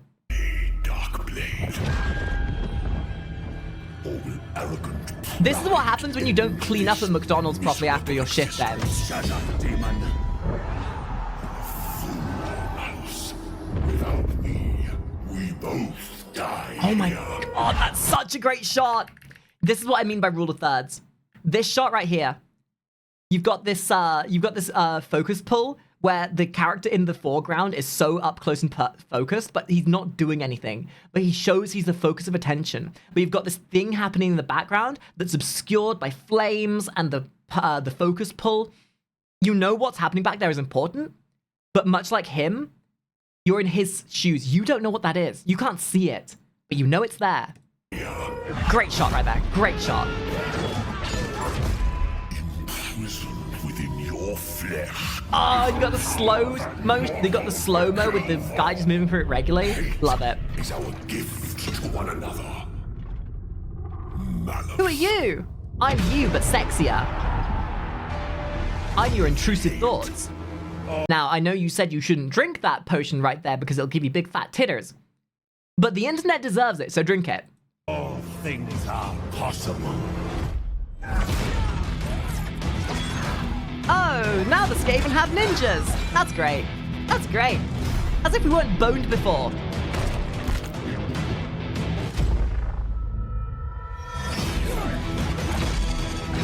Man, you dead-ass boned.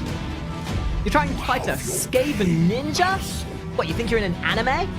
But your soul belongs. Oh no, he let his inner Reddit mod out. Now he's gonna be very racist. Guys, cover your ears, he's about to drop an N-bomb.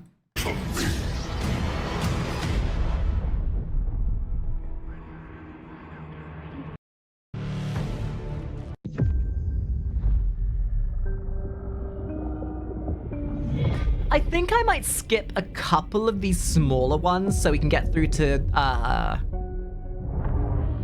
Darkness. Oh my god, yeah, there's so much going on here still. I mean, that's really good, don't get me wrong, but I'm trying to be aware to make sure this video doesn't end up being like 5 hours long. War at our mother's roots. Such a heavy use of slow-mo. Consume with I feel as though in any other game, this amount of use of slow-mo in trailers would be egregious, but in a game about like, oh, what a great shot! Like transitioning from the inside to the outside, and it's just like it's almost seamless like that. Amazing. Just one season. Like it transition. They're almost doing this in a way that it makes it look like they're models, like the actual tabletop game.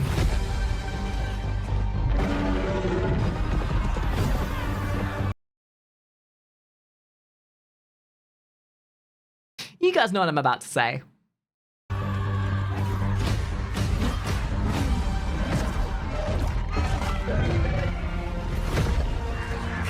my children. Oh no, the nymphs are going crazy. They're trying to ban our video games.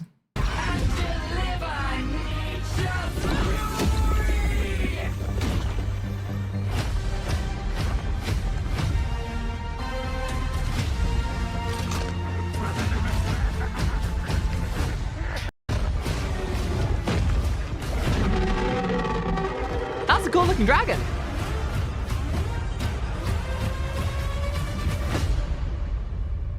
Nice. Do you think there's just a guy somewhere in the Warhammer dev workshop that's coming up with the names for these DLC? Warhammer and the Frozen Throne. No, Jeremy. Don't be stupid.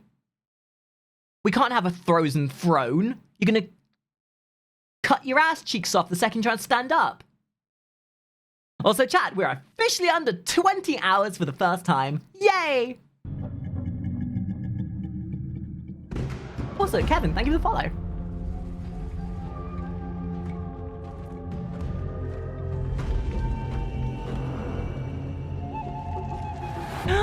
Cute! I'm gonna call this guy Jeremy. Jeremy, I love you and I hope nothing bad ever happens to you. He is the cutest fella that has ever existed ever. And if anything happens to him, I will, shut my screen down.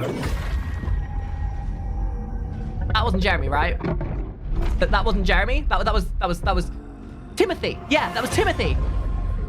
Now, Jeremy, you watch yourself out, Mr. Lizard Boy. Because if anything happens to you, I'm gonna be very upset. Ooh, what'd that mouth do though?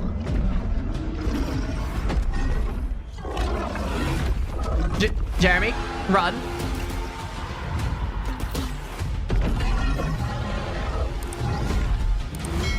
So now they're just engaging in a raid boss mechanic. Big Minotaurs! Oh, that's so cool! Like having the giant dinosaurs being actual cannon kind of things. Damn. Nothing like biological weapons, am I right?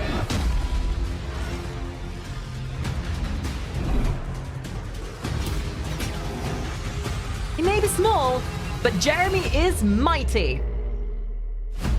Yeah, Jeremy didn't die. Love Jeremy. Jeremy is the best.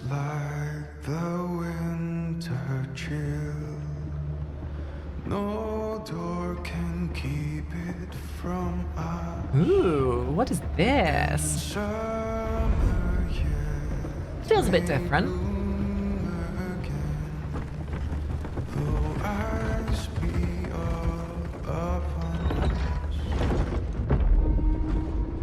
My child, there is so much to tell you, that I have run out of time. The sacrifice I made was not enough. I love those seamless, camera movements. On our transgressions. Ooh, Daddy Nurgle! Ew. Corruption. You know, I say ew, but wood, obviously, wood. Zinch. Oh, there's Zinch.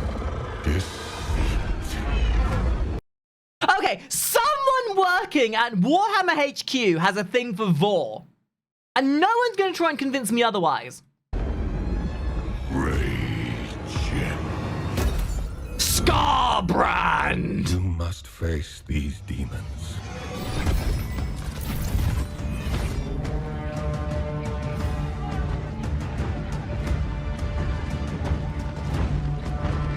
Oh, she ain't gonna listen to none of your shit, buddy. She's on a mission. She wants to kick some dudes' asses.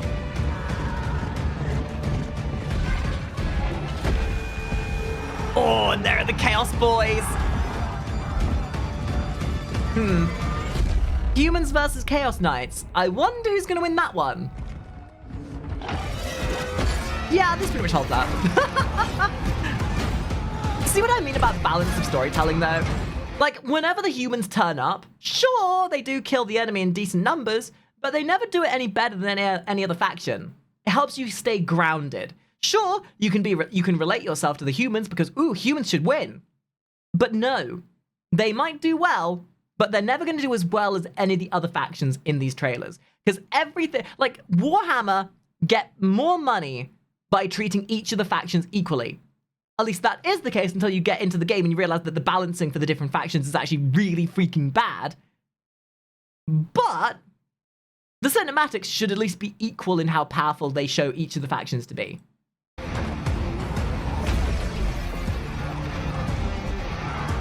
Ooh, this music. Is that a blood prince? This music all of a sudden. Very metal. Resident Echo, thank you for the resub. Ooh. Bloodthirster.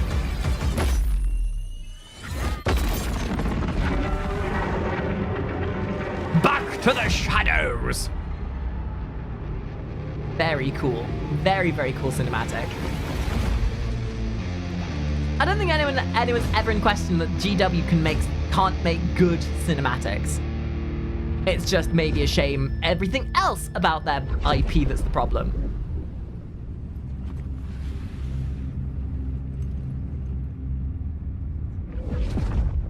Sorry, was I supposed to know who you were? Random hooded fellow. We are the bulwark of the north. Is that Ursa? Ursadon? Ursa? Unyielding motherland. You know, I said there wasn't a massive difference between Warhammer Total War 2 and 3. I can see a difference. I think, yeah, no, it's not a big improvement. I think it's maybe mostly lighting. But looking at Warhammer Total War 2 and this definitely feels a little bit improved. Of the great orthodoxy, this world's end is kept at the bay.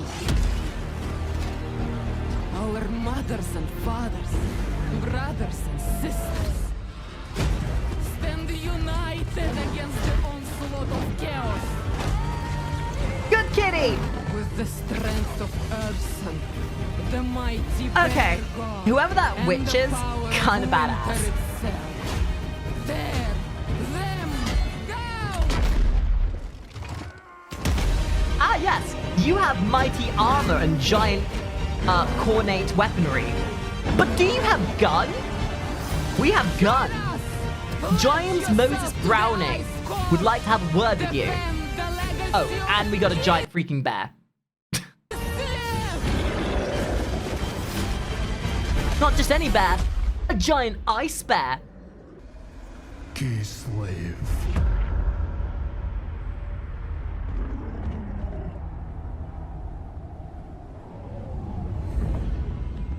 The motherland has turned her back on us. Exiled to a wasted land. Brothers and sisters. See what I mean right there, by the way? Exactly what I meant about keeping the focus of your shot not dead center. When the focus is that, like, illuminated and very obvious, keeping it dead center kind of makes it less interesting. Keeping it off to the side like this helps you take in the isolation, the intrigue of that shot. Making it very center makes it seem a bit more artificial. It's like, it's a rule of photography that you never make the subject of your shot center stage. It has to be an element of it. Sisters betrayed. Was the meek cling to power? Is it just? Oh, the chaos are back. You guys are gonna have a bad time, MK. Bulwark the world relies on. Does it make us weak? Hi, Secretary. To witness endless loss.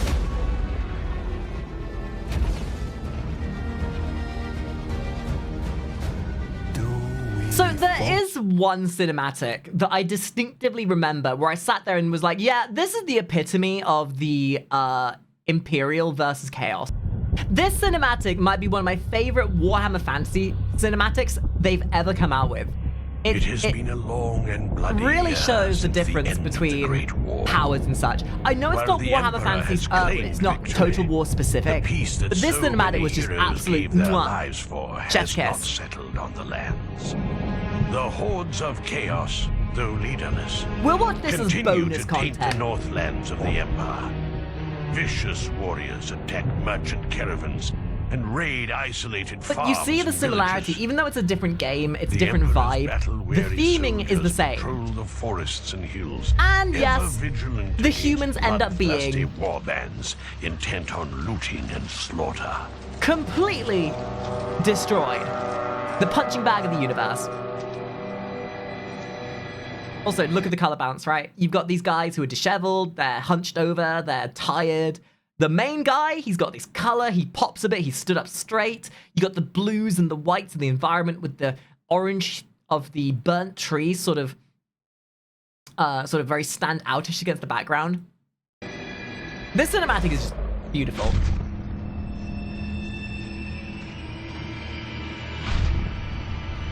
And not to mention, this is how you do an action scene without making it cut up to a million pieces. And just look at this tracking shot. That's such a beautiful tracking shot. Like, the environment is close, it's tight, it fills you a bit of anxiety.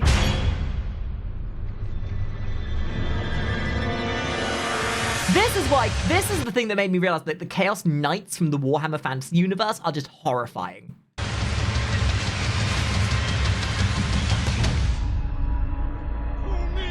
Sons of Sigma, for the Empire! For the Emperor!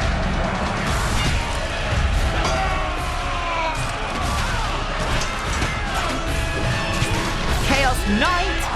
Don't you mean Chaos Night? You're going to sleep forever.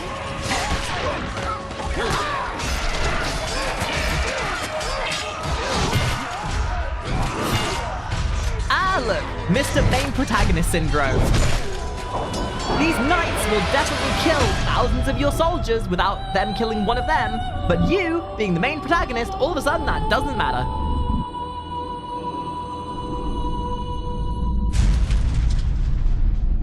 Oh no, Bruce Willis fell over!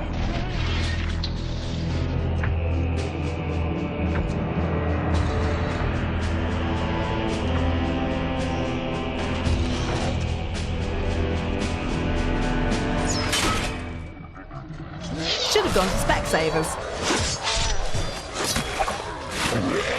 God, I love how concentric these shots are. Like, the humans did get absolutely destroyed, but they did take down a few of the Chaos Knights. But in any of these situations, on a one-to-one scale, humans will never go one-for-one against most enemy factions. It's always a numbers game.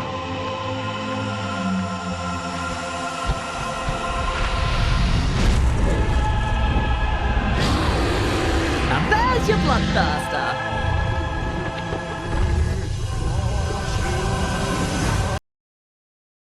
Even to this day, I still sit here saying to myself, why didn't you start with this? Why didn't you start getting the at the beginning of the fight with a boon from your holy emperor? Also, my K-Smart color theory, by the way, really emphasized here. You can really tell nothing in this scene from the murkiness of it, except the golden hue standing out from his poncho and his face. Color theory perfectly demonstrated.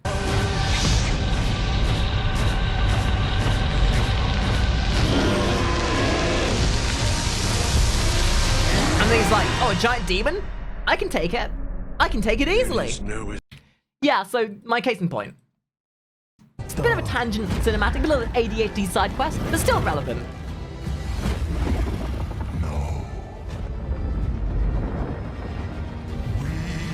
Molded by Yeah, dude aura farming.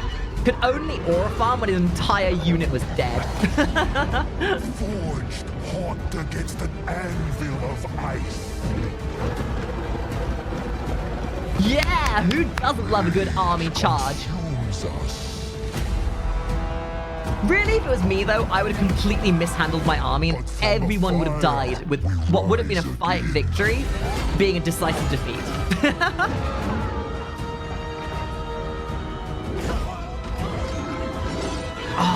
It's something about the Chaos Knights design that's just so amazing. That Scarf brand. There's a bear in these woods. and he's living under the ground under your feet.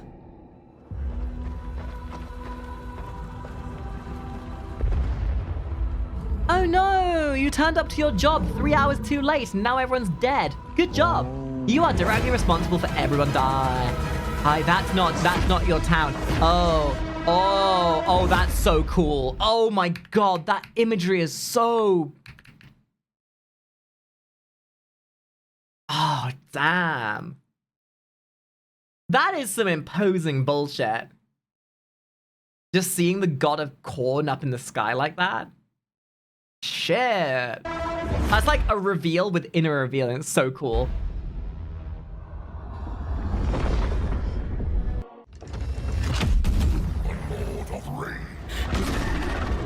Oh, Scarbrand. That's Scarbrand. Scarbrand Reap! We are his savagery incarnate.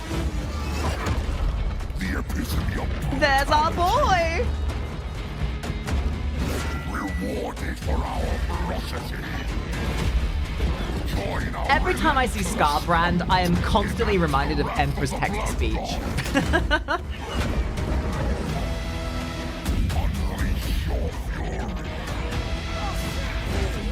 For the blood god.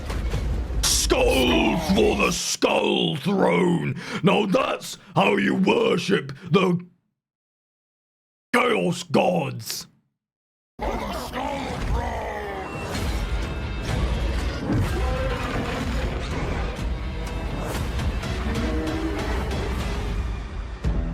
Damn. Nice. Nice. Love it. From the stars came the will to shape fate, hurling this world toward Devastation of Baal? I don't believe I did. And if I did, it would have been so long ago. Ooh. Oh my god, guys.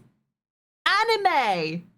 This is when Warhammer Total War went woke, when they brought in anime. When I play Warhammer, I want to get away from those weebs. I can't believe they sold out and they let the weebs in. You know what? Weebs out. I fucking hate anime, dude. I hate anime. Anime's cringe. Anime in my Western fantasy game? Pathetic. Oh, that's China? Ah, well, looks like the British person's being racist again. Oh, what else is new?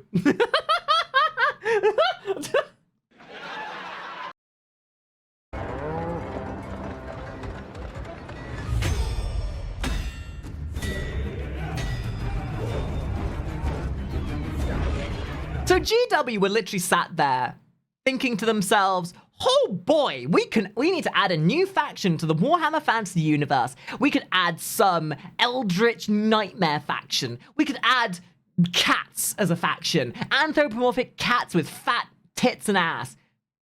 You know what? China's got a lot of money. Let's make an entire faction about China.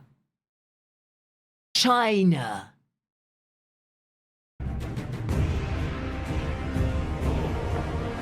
Look, I don't want you guys judging me for my misrepresentation. I will not accept your indignation of racism. I am a bountiful source of representative measures.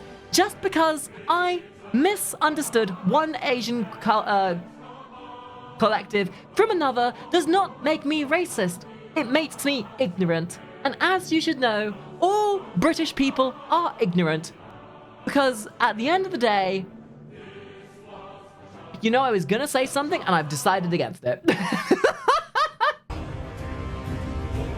to offer guidance where it is most needed.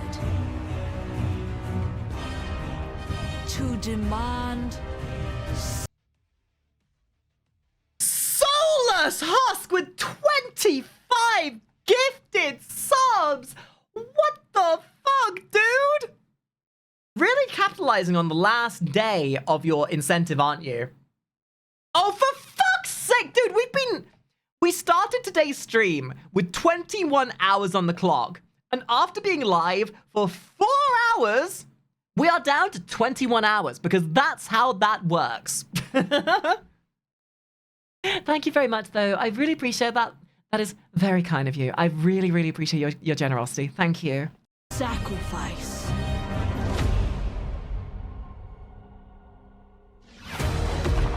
Ooh, lovely little aerial battle.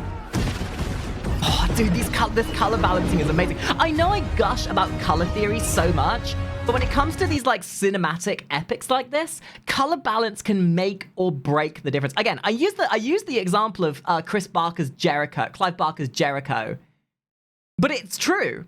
Legitimately, if you have terrible color balance, your epic cinematic movie is gonna flop miserably. I mean, look at that. The blues versus the oranges. The blues is a counter color to orange, so it works perfectly for emphasizing that they're at opposing ends of the force, ends of the allegiance even. Oh, we got a Zinch Lord of Chaos. Is that the name?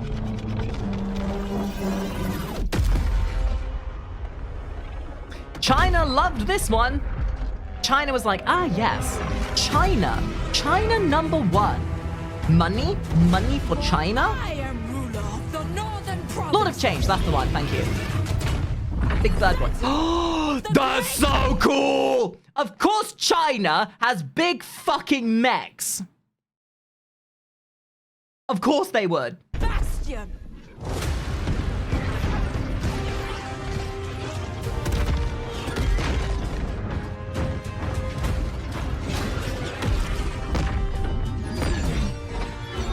So you know how earlier I said that these trailers should never show bias towards one faction or another to keep equality and everything?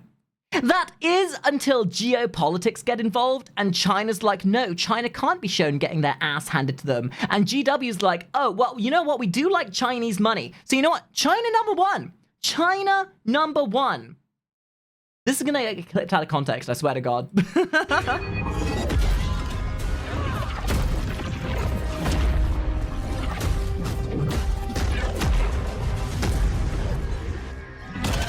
The Lord of Change? The only thing that's about to get changed around here are your diapers. Oh shit, okay. You know what? Maybe I was wrong. Maybe GW isn't afraid of showing China getting their ass kicked.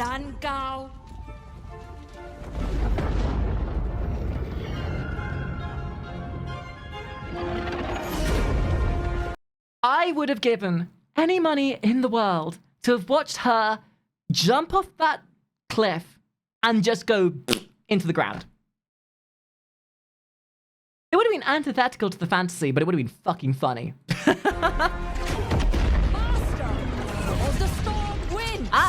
So that's Raiden's gender bent form.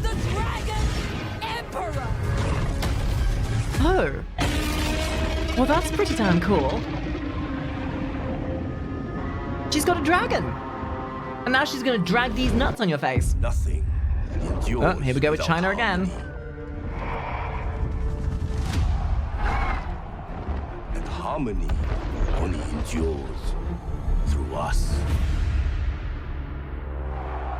We are unmoving like the I mean, say what you about thematics. At the end of the day, there's nothing more satisfying than watching two giant armies clash against each other. Oh, that's a shot reverse shot just done in such a quick succession. Ah, dude, I love it. Behold the wonders of the Celestial Dragon Empire. This is going to sound incredibly inappropriate, but why does the narrator sound like Shredder from Teenage Mutant Ninja Turtles? It's Shredder! The might of our warriors. Okay. The secrets of our alchemists. The sorcery of the And then Mulan came out of nowhere and was like, let's get down to business to destroy the chaos. Did you buy the DLC or are you a brokey? You're the most broke person I've ever seen. And if you really want a game, Mr. I'll squeeze you dry. That didn't work. Mr. I'll milk you dry. No, that didn't work either. Let's get anyway.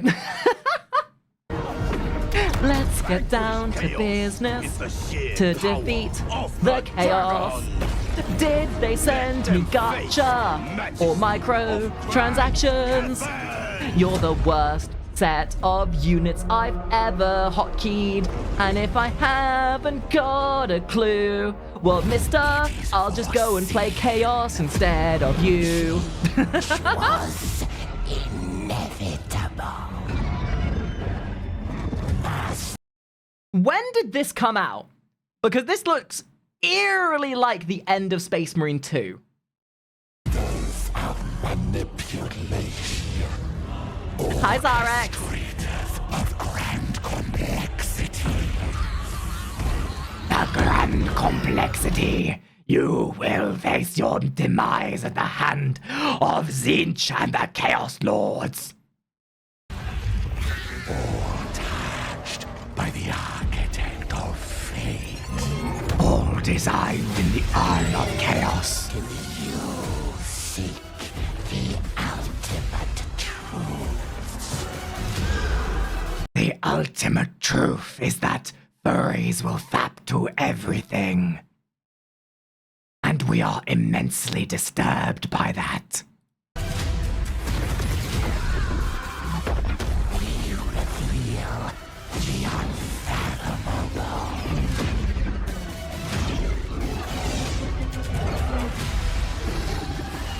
Okay, this is pretty damn fucking cool though. Like, this is really fucking cool. Honestly, I love, this is legitimately one of my favorite cinematics. It's got some amazing color balance, and it's got some amazing, like, just action shots. Absolutely stunning. Love it.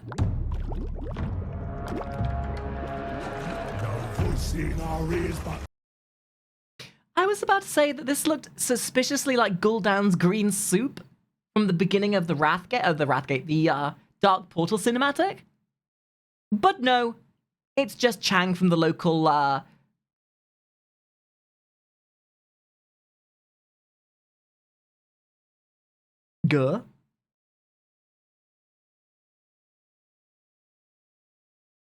Dim Sum Paradise.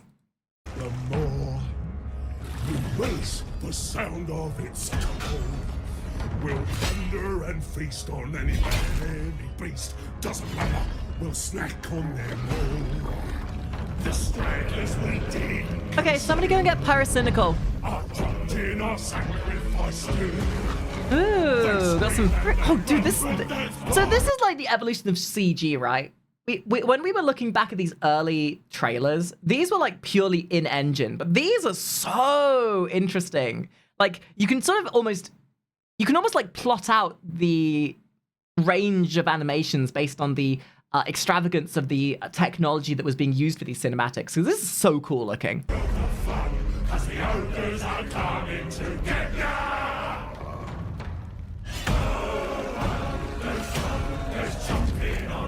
I'm about ready to watch one of these ogres eat a dude.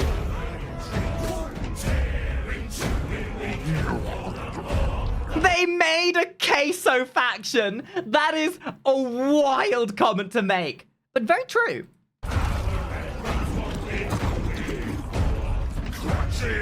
See, you say this is the ogre faction. I legitimately thought this was just a night at a GW shop. Like, I thought this was late night Warhammer shop time. They call us brutes. Savages. So these guys are basically just orc coded, right? They're orcs, but human.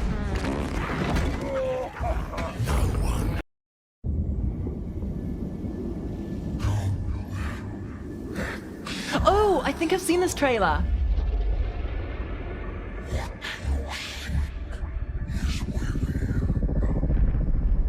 Dude, we are absolutely spoiled in the modern year with how many good cinematics we get.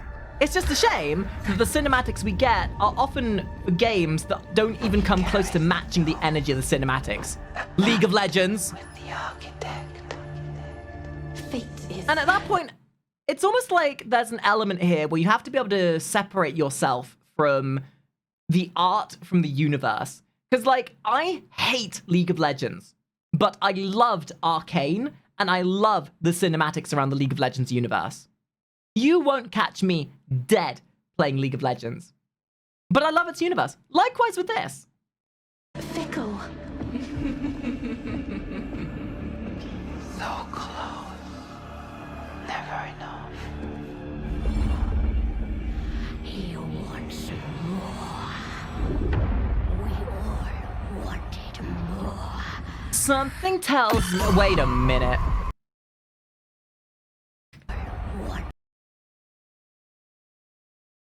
I hate the fact that I've noticed this. Somebody probably got fired for this. Or somebody got reprimanded in post-production. But I gotta be honest, guys. When has stone ever been shiny like that? I think they forgot to bake the texture on this properly. Because every other statue up until this point looks rough and coarse. But that one statue has shiny freaking titties.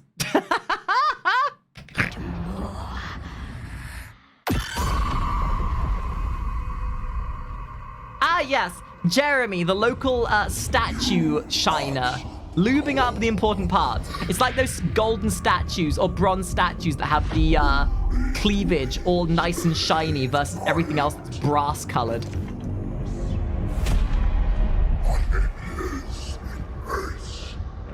We are not afraid.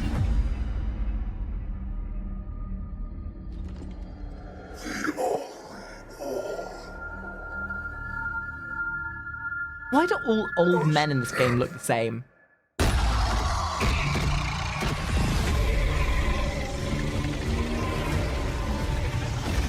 It's dooming time!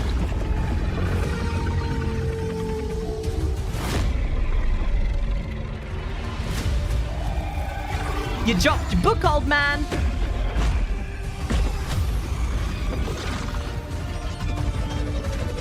Oh, that's such a... Okay, might be a bit biased of me, but I do play Slanesh when I play Warhammer Total War.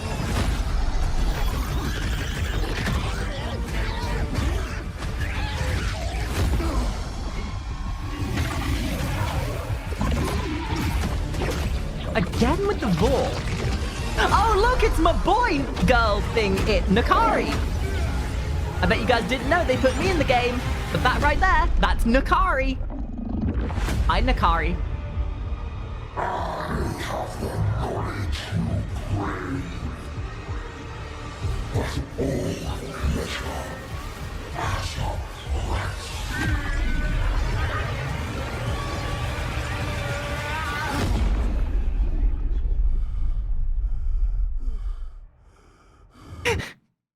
Insert digital circus moment. I'm right behind you, aren't I?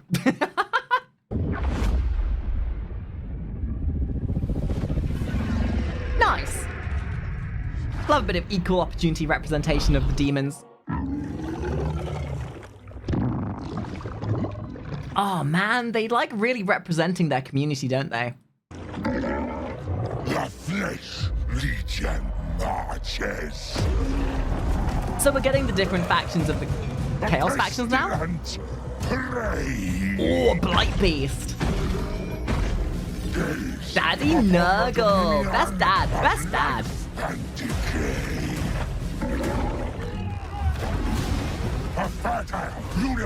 I mean, if you fight Nurgle, you know at the very least you'll probably end up either with COVID or as a delicious meal. Is upon you. There is just something immensely unsettling about Nurgle in this game. I'm also pretty sure they made this faction with the intent and purpose of making Pyrocynical play it. So big and wobbly. Share the gifts of Nurgle. Brothers and sisters. Me again? Rejoice. Oh no, they're hot. Imagining awaits you. Desire.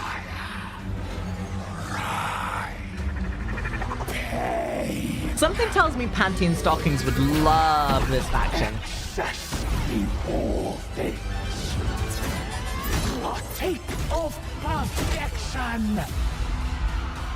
Give yourself to the Dark Prince. Wait, they fighting Nurgle? I keep forgetting that Chaos Undivided is one of those things where just because they're Chaos factions doesn't mean they like each other. Feast on the delights of this world.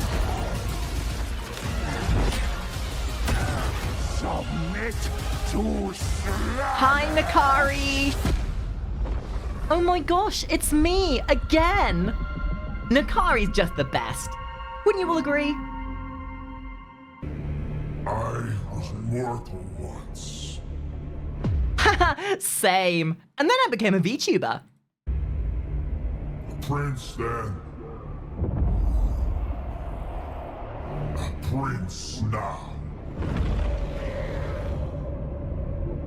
The gods themselves. Ooh, I love the design of this armor.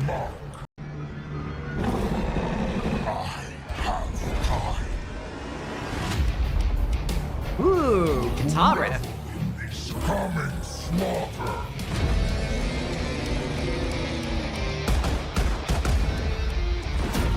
Honestly thought those were Imperial Guard right there.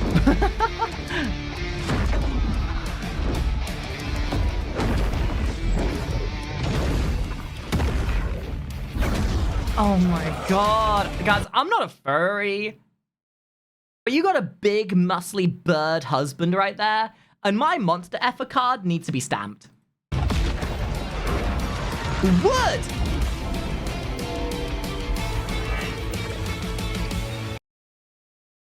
Okay, the lick of those lips was uncalled for, and you fully know that I was watching. How dare you? How dare you?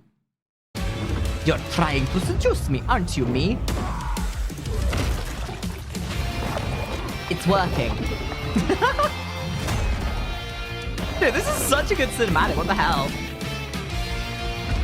Again with the belly maws. I am a puppet no longer.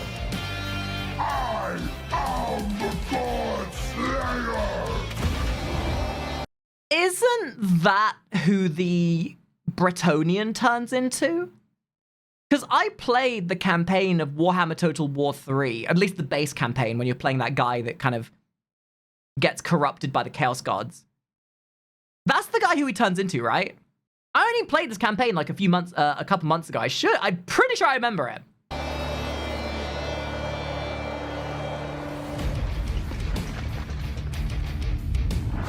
Yeah, he's the guy from the campaign, right? Cool though. That was a very cool cinematic. Yuri, Ooh. Him! It was him! Through the mountain pass.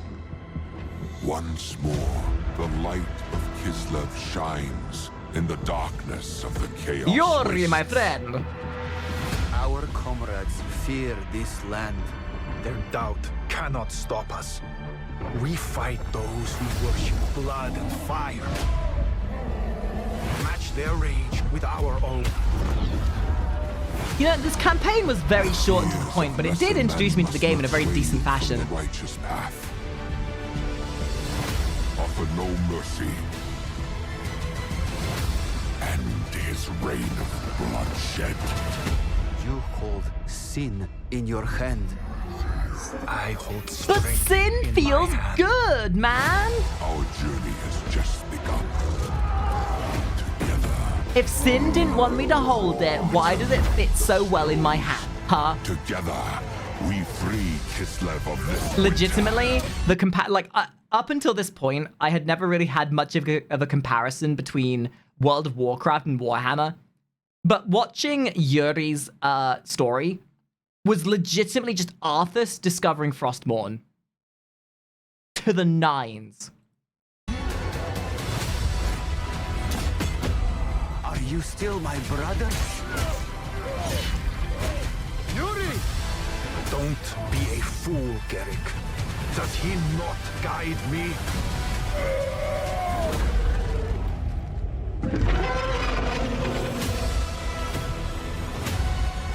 Find me, son Going back to the conversation about color design, by the way, look at each of those environments and look how distinctively different they are.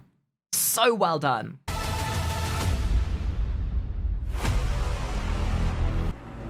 Uh-oh. Oh no, the Chinese are here again. How could this happen? Oh, the vampires?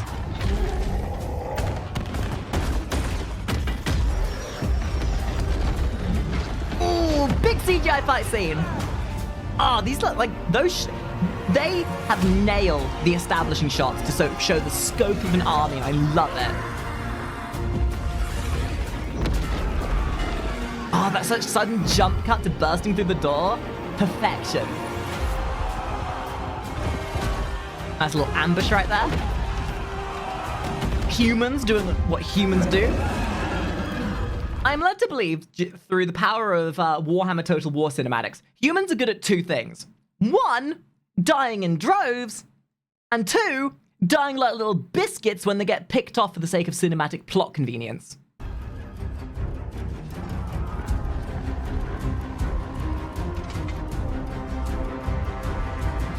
Summon the Elector Counts.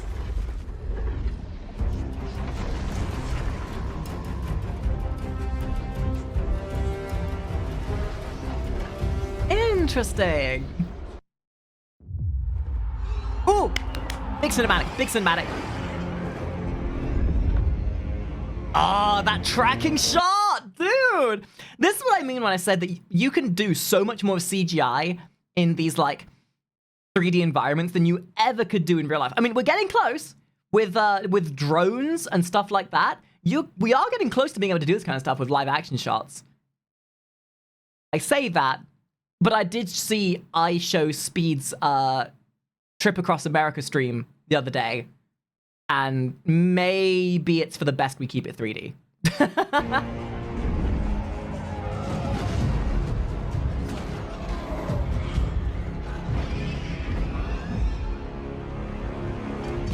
Ooh, Snake Boy. Like a chimera.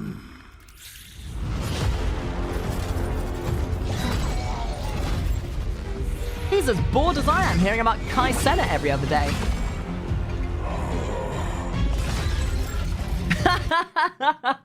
Your gay husband when you come home with the Chinese meal.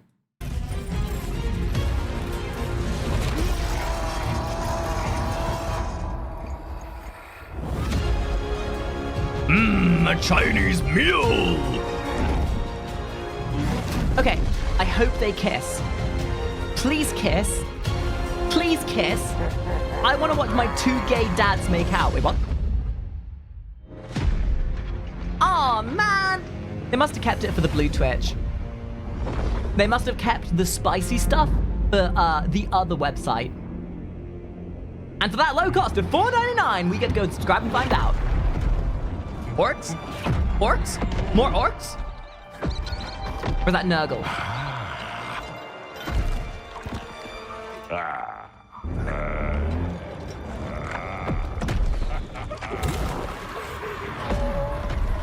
Oh, that's Nurgle. Potion seller. Potion seller. I require your finest potions. Potion seller, why did your finest potion turn me into a puddle? Insufficient. I've literally only just noticed he's carrying his cubicle, his receptacle by his staff by a tentacle. That's kind of hot.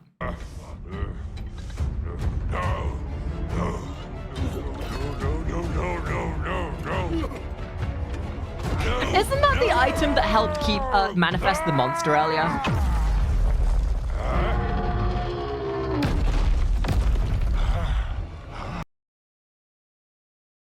Again, another great metaphor for finding your succulent Chinese meal.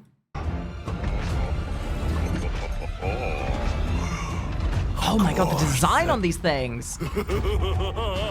Like, you can really tell that this is much deeper into the design philosophy. Because, like, in Warhammer Total War 1, like, they had some decent designs, sure, but by modern standards, these modern designs are so much more distinguishable. There's much more vibrant colors being used, and everything stands out and has more detail to it. And I guess that's like the antithesis of the evolution of concept design, right?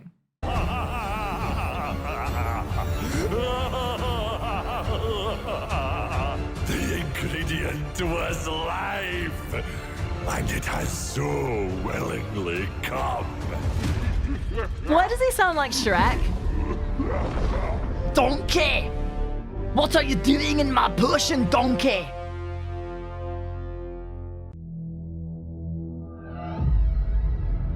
Ooh, nice bird's eye view shot. Love that. These bird's eye shots are beautiful for getting these landscape, the scope of a landscape. Also to impose how small or large something is.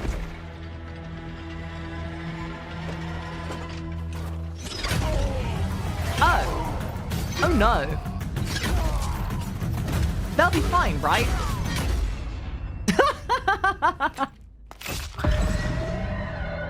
Oh, that's so cool. I love me characters that have exotic colored skin. And dude, look, just a small little bit of ambient occlusion about how the sort of fell energy is sort of emulating up from under their skin. You know when you put a flashlight up under your skin, you kind of see that reddish hue of how you can see through your flesh?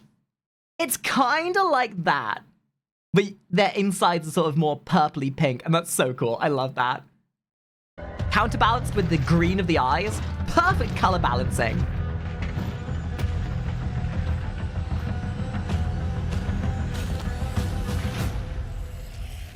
Oh.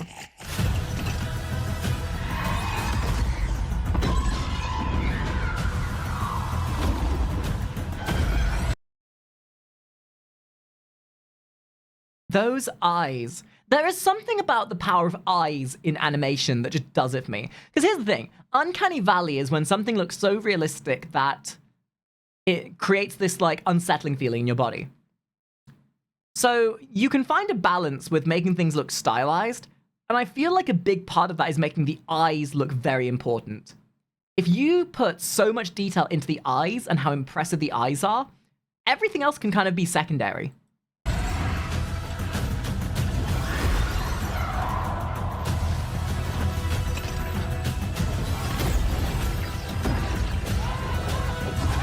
Oh, they're about to get sandwiched.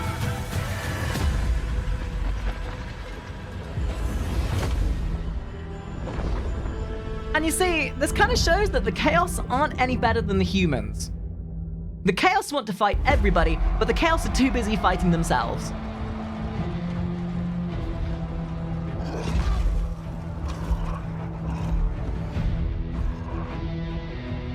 Ooh, that armor though.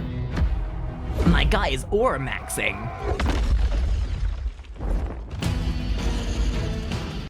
Okay, dude, you can stop aura farming now. Stop it. Stop it. We know you're cool.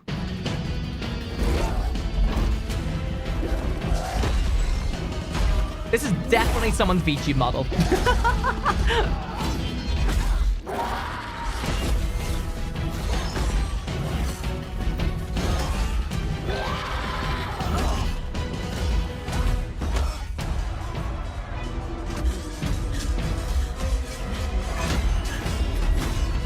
These guys are really bad at killing someone when they're down.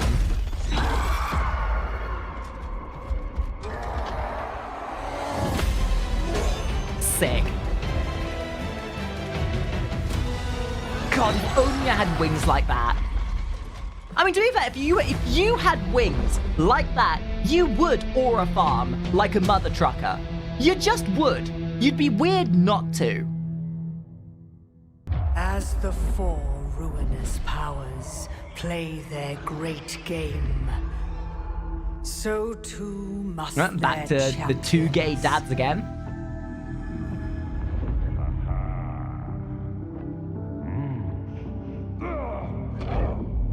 Forever pursuing their patron's favor. Also, by the way, I didn't mention it earlier, but the shot compositions and the way they frame these shots has only gotten more artistic as time has gone by. This right here could be a goddamn screensaver. Like, the way your attention is brought to the light at the end of this corridor, and it just imposes his character in it. Same with this. Like, the way the scene is framed, the brush and the tree kind of giving you the focus on these characters against the white of the snow. Like, the framing and cinematography it was good at the beginning, but now it's masterful. To be favored. The thing is, not every shot needs to be absolute artistry. You only need 1 or 2 shots per scene that are really well laid out to get a good... Like this! Like that right there, for example. Great shot. Amazing shot. Look at this. Rule of 3. This guy's taking up the first 2/3, but then you've got the imposingness of this purple in the background with a little bit of a silhouette of the mountain in the back that helps impose this guy more in the foreground. It's just great composition. Like, whoever they have as head of composition is doing a bang-up job with this. He's come, seeking to claim their prize. Likewise here, it's not as much of an obvious shot, but look at how much the darkness of the army creates this silhouette against the orange hue of the sky. It helps bring attention to an amalgamous mass. So you see the details, you know what's happening, but it's not necessary. It brings the attention to where it's needed. Excuse me.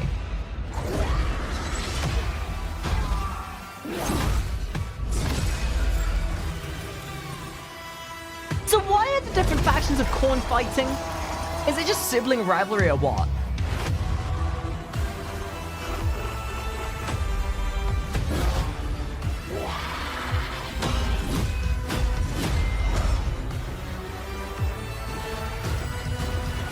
Because they're kind of doing the Empire's job for them at this point.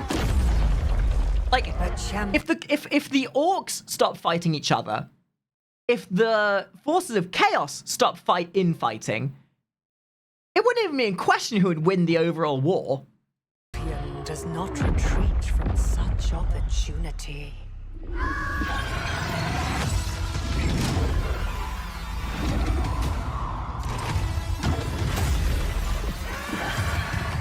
I do love that design though. Having your Siamese twin on your back.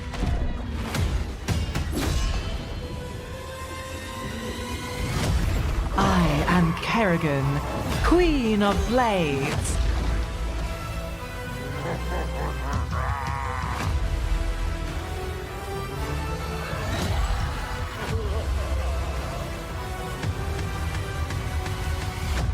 A chance to prove their worth. Now the time has come to reap what has been sown. The true test awaits. Ooh, okay. Sauron, hello?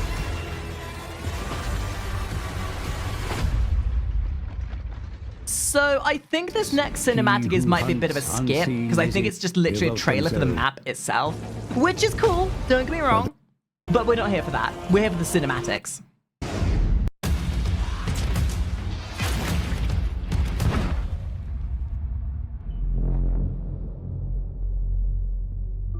My father taught me much in his short life. Somebody once told me that the world was kinda glum when you've got a wisp of hair on your forehead and you look kind of like a thumb.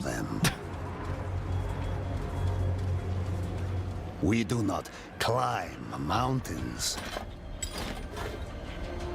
This is very impressive use of the in-game engine. Conquer them.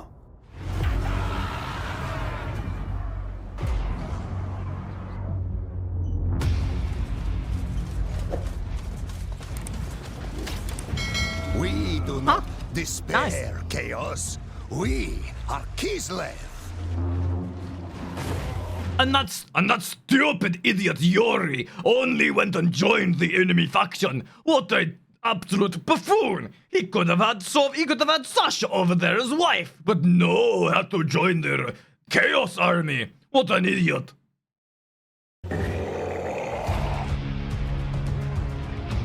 We do not have blood. We have eyes. There's Scarbrand. Scarbrand! Yeah, Scarbrand, my boy. God, I just wish somebody would fucking do that to me one day. Don't you just love a demon that can just fucking kill you?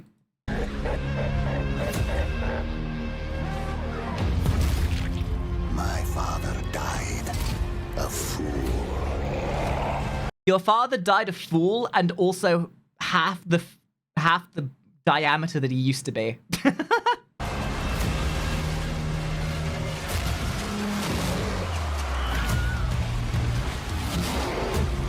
Your father died of pancake. He most certainly did.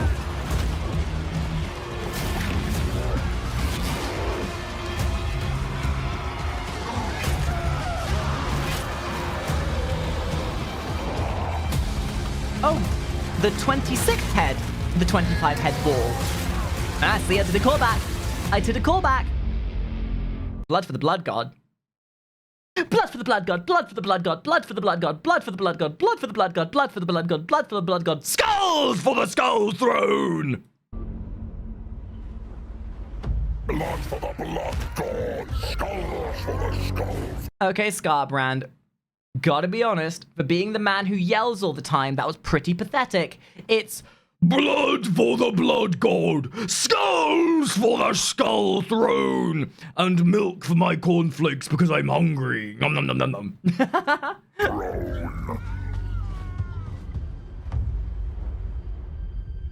Good old Scarbrand. Oh, more delectable Chinese meals!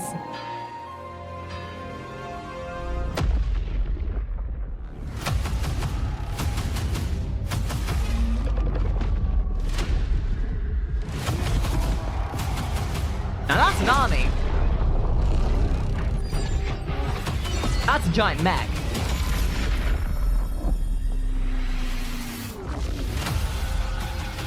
That's my husband.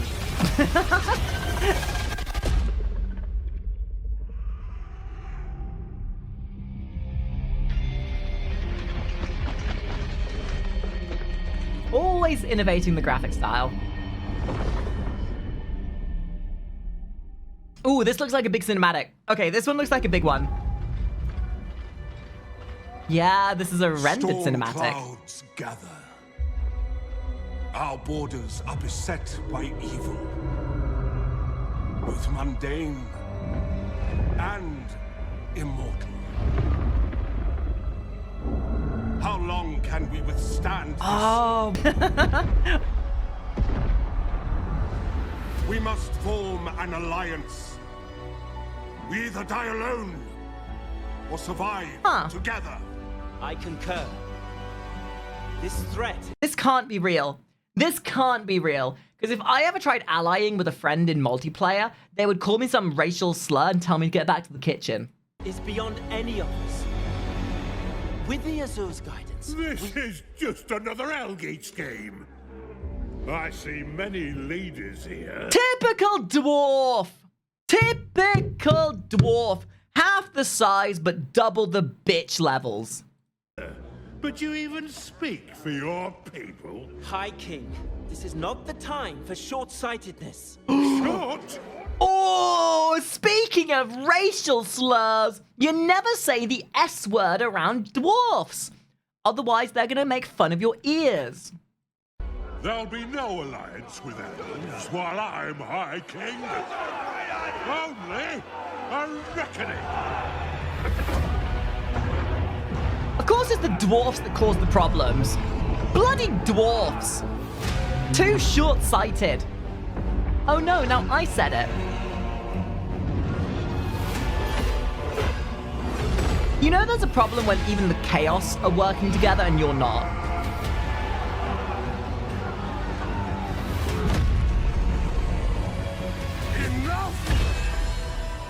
We must not be blinded by our own need for power. Oh my goodness, it's Arthur! and the Knights of the Round Table. Was that a goddamn kaiju fight scene in my Warhammer game? That's a motherfucking... You know, if you would have asked me this morning if I'd watch a giant mummy sphinx abomination fighting off against a pirate ship mech, I would say that you were high as a fucking kite. And yet here we are. And I am not yet high as a kite. Your choices will decide the fate of this world. And all that inhabit it. That does make me beg the question, though. Surely, with how much war is going on, the amount of death and destruction that's happening between all these factions outweighs the repopulation of birthing things, unless you're the name of Skaven. But surely, just by the power of repopulation, this is just a simple numbers game. They repopulate faster. You don't. You need to wait 9 months before you can pop out a new warrior. Make the right one.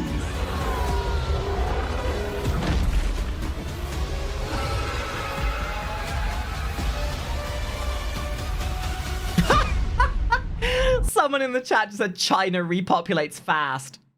Yeah, right up until they insert the one-child policy. That was a good cinematic. Very cool. The flame.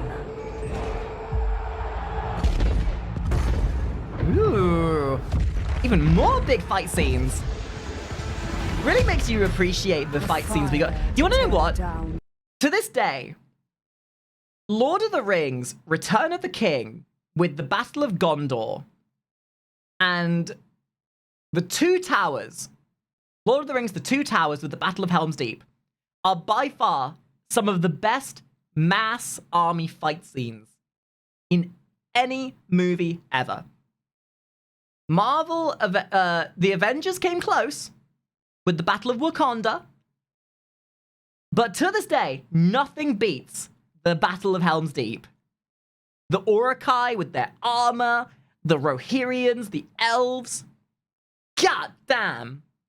The old ways, burning away all fear, doubt, and weakness.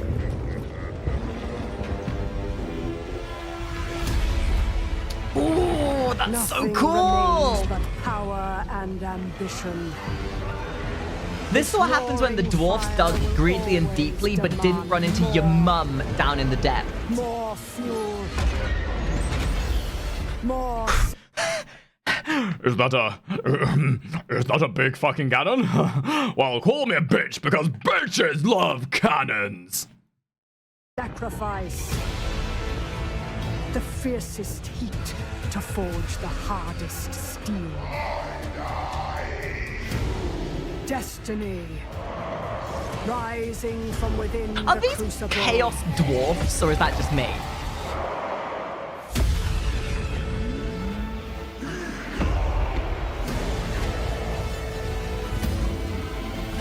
To seize the... Okay, so now we're going down World of Warcraft elements where your dwarfs have mechs. Amazing. world with this fire is to see it burn first. Oh, they really are dwarfs that are on the chaos side. Is that a mecha?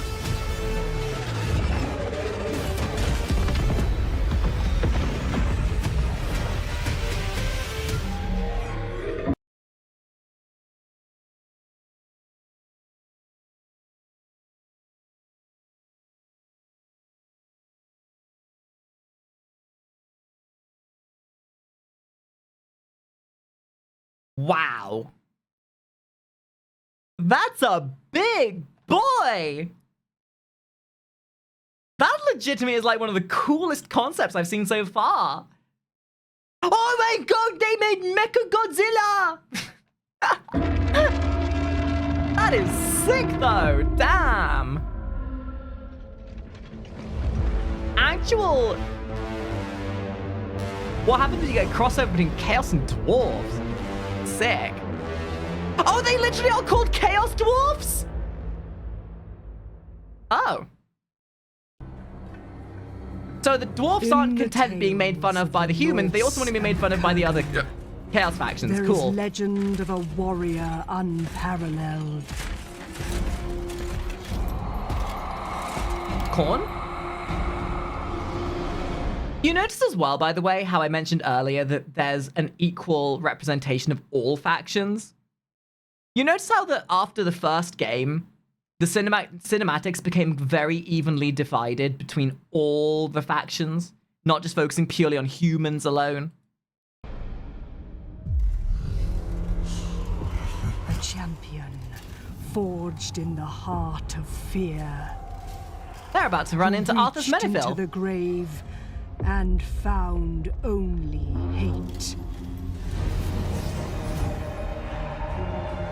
Oh my god, is it John Warhammer? Jesus Christ, it's John Warhammer!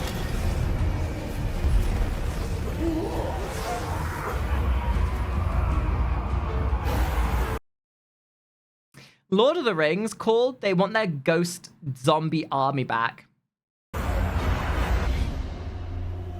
Jason Bones. Oh yeah, it's hammer time. Hammer down!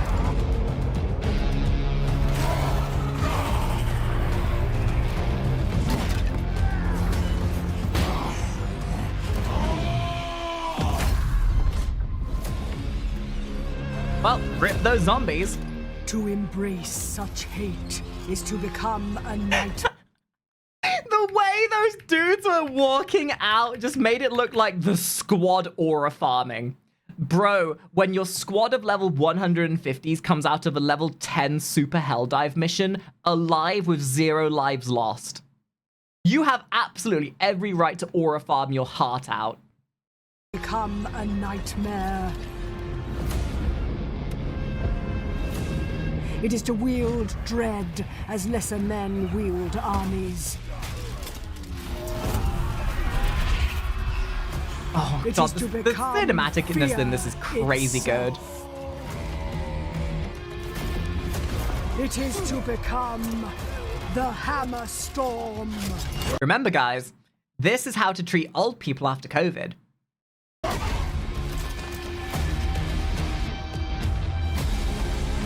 Back to the retirement home with you.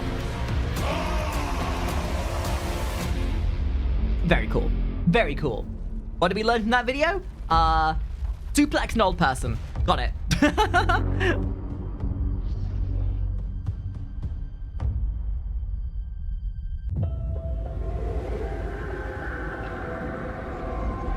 Ooh. Yokai?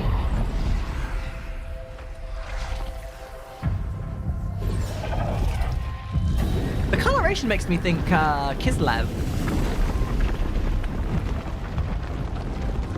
Especially the bears there. Could be the wild kid. No, that is Kislev, right? Kislev versus Beastmen?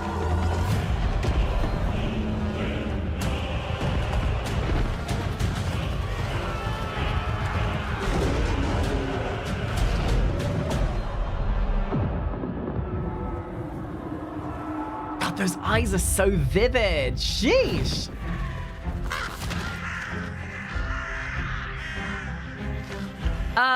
The DLC that tore apart the community so bad they had to rethink how they did all future DLC? What? Okay, there's a story here. Explain. I'm gonna let this play. Explain, please.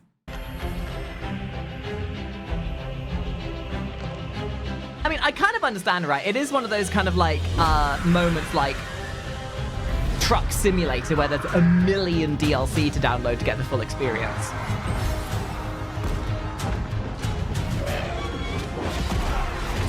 That's a big boy.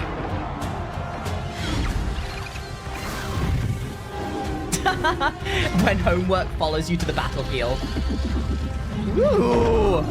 It's like an ancient one from World of Warcraft.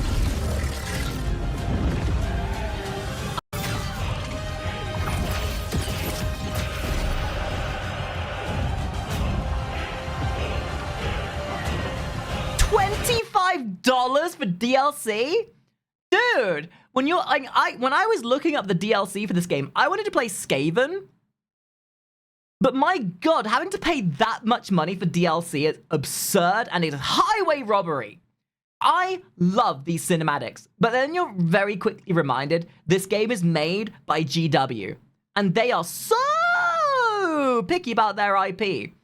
And so eager to make money that they will literally shove you in a cannon and fire you into the gaping maw of an open abyss just to milk you for that little bit of extra money.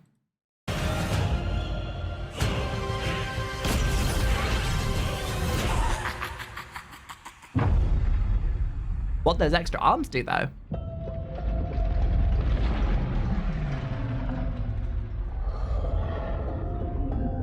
Yeah, you know, if, you saying that really doesn't surprise me. This is GW we're talking about here. Amazing tracking shot. Love the scope on that. Oh, I remember the cinematic. Yeah, no, I saw this one.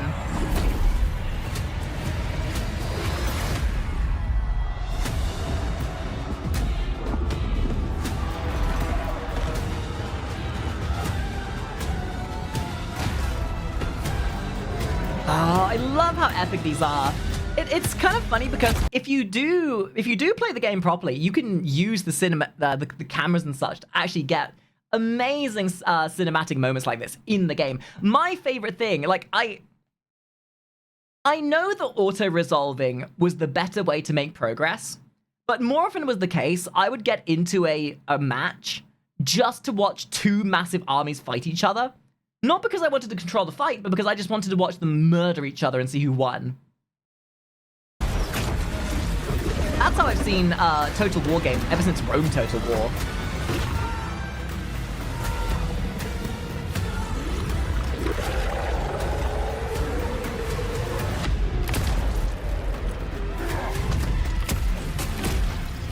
Oh, damn. Okay. Dwarfs are kind of kicking ass. What was the name of that one dwarf in Warhammer Fantasy that was so epic? White something. White Scar? He's like the god of dwarfs or something. And it's like... He was like the guy. You know how you say someone who's aura farming? You're not that guy, buddy. You're not that guy. But it's literally the dwarf that could take on God himself. And he was that guy. The dwarf with the white hair that could literally fight a god for 7 days and come out the winner. Grombrindle? Maybe. Actually, let me Google it. I'm interested. Grombrindle. Oh, you know what? I'm probably mixing the two up because I was thinking of, yeah, I remember there was a story about this guy. And there was that white dwarf as well. I like dwarfs sometimes. They're kind of cool.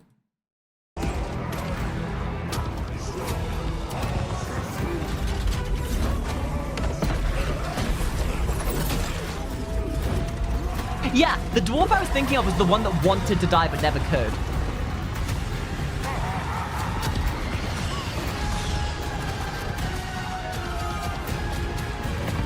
Is that a galleon as a tank? You know you have a very high fantasy universe when a galleon on wheels is the least fantastical thing you've seen so far.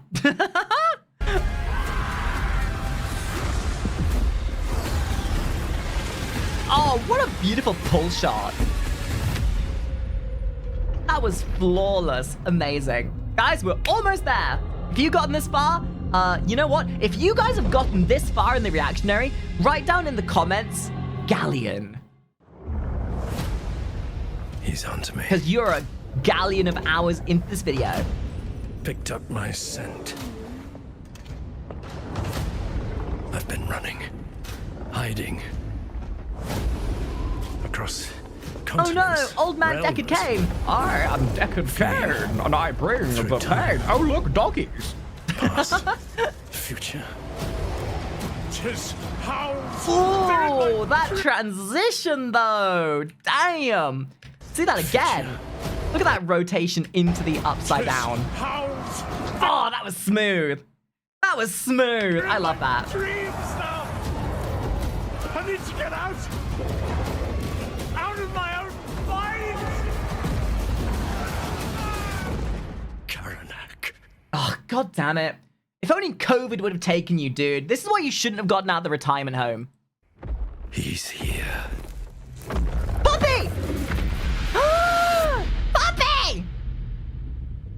Aww. Karanak? That's a big pupper.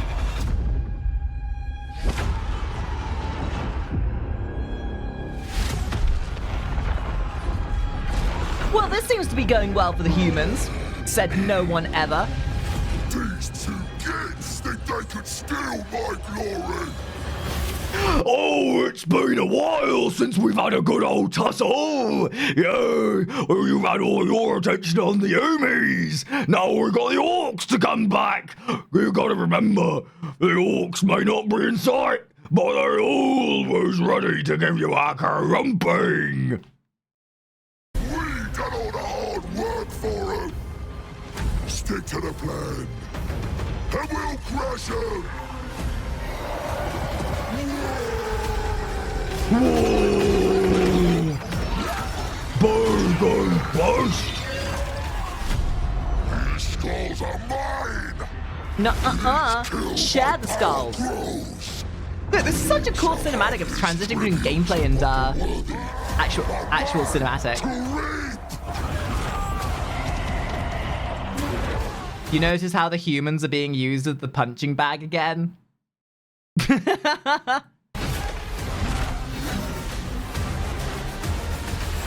We're gonna make a killing here. If you're after gold, glory, or exotic meats, I'm your man. See, if you're based, you play the ogres.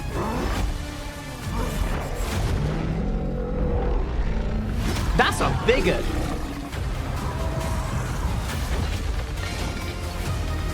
Poor humans. Man, those poor humans didn't have a chance. It's all right. Those humans were just the 28th skull for the 27 skull wall. And that, ladies and gentlemen, I think might be it. Yeah, that's it, ladies and gentlemen. That is it. That is, well, for this video at least, that is most of the cinematics, I believe. So, ladies and gentlemen, I hope you enjoyed this reaction. I do enjoy imparting my level of cinematic knowledge, my film studies, and my animation knowledge into videos like this. If you enjoyed it, I would love to see some love on this video. If this video... What's that, Jimmy? Jimmy, what's the number? Okay, Jimmy, how many likes do we need on this video to make another reaction like this? What's that? 150 likes on this video, and I'll make another just like it on another cinematic universe. And you know what? Regardless of how many likes, I'll probably do it anyway, because I don't know what to do with my life. So thank you very much for watching, ladies and gentlemen. Hope you enjoyed it, and I'll catch you next time. Bye-bye!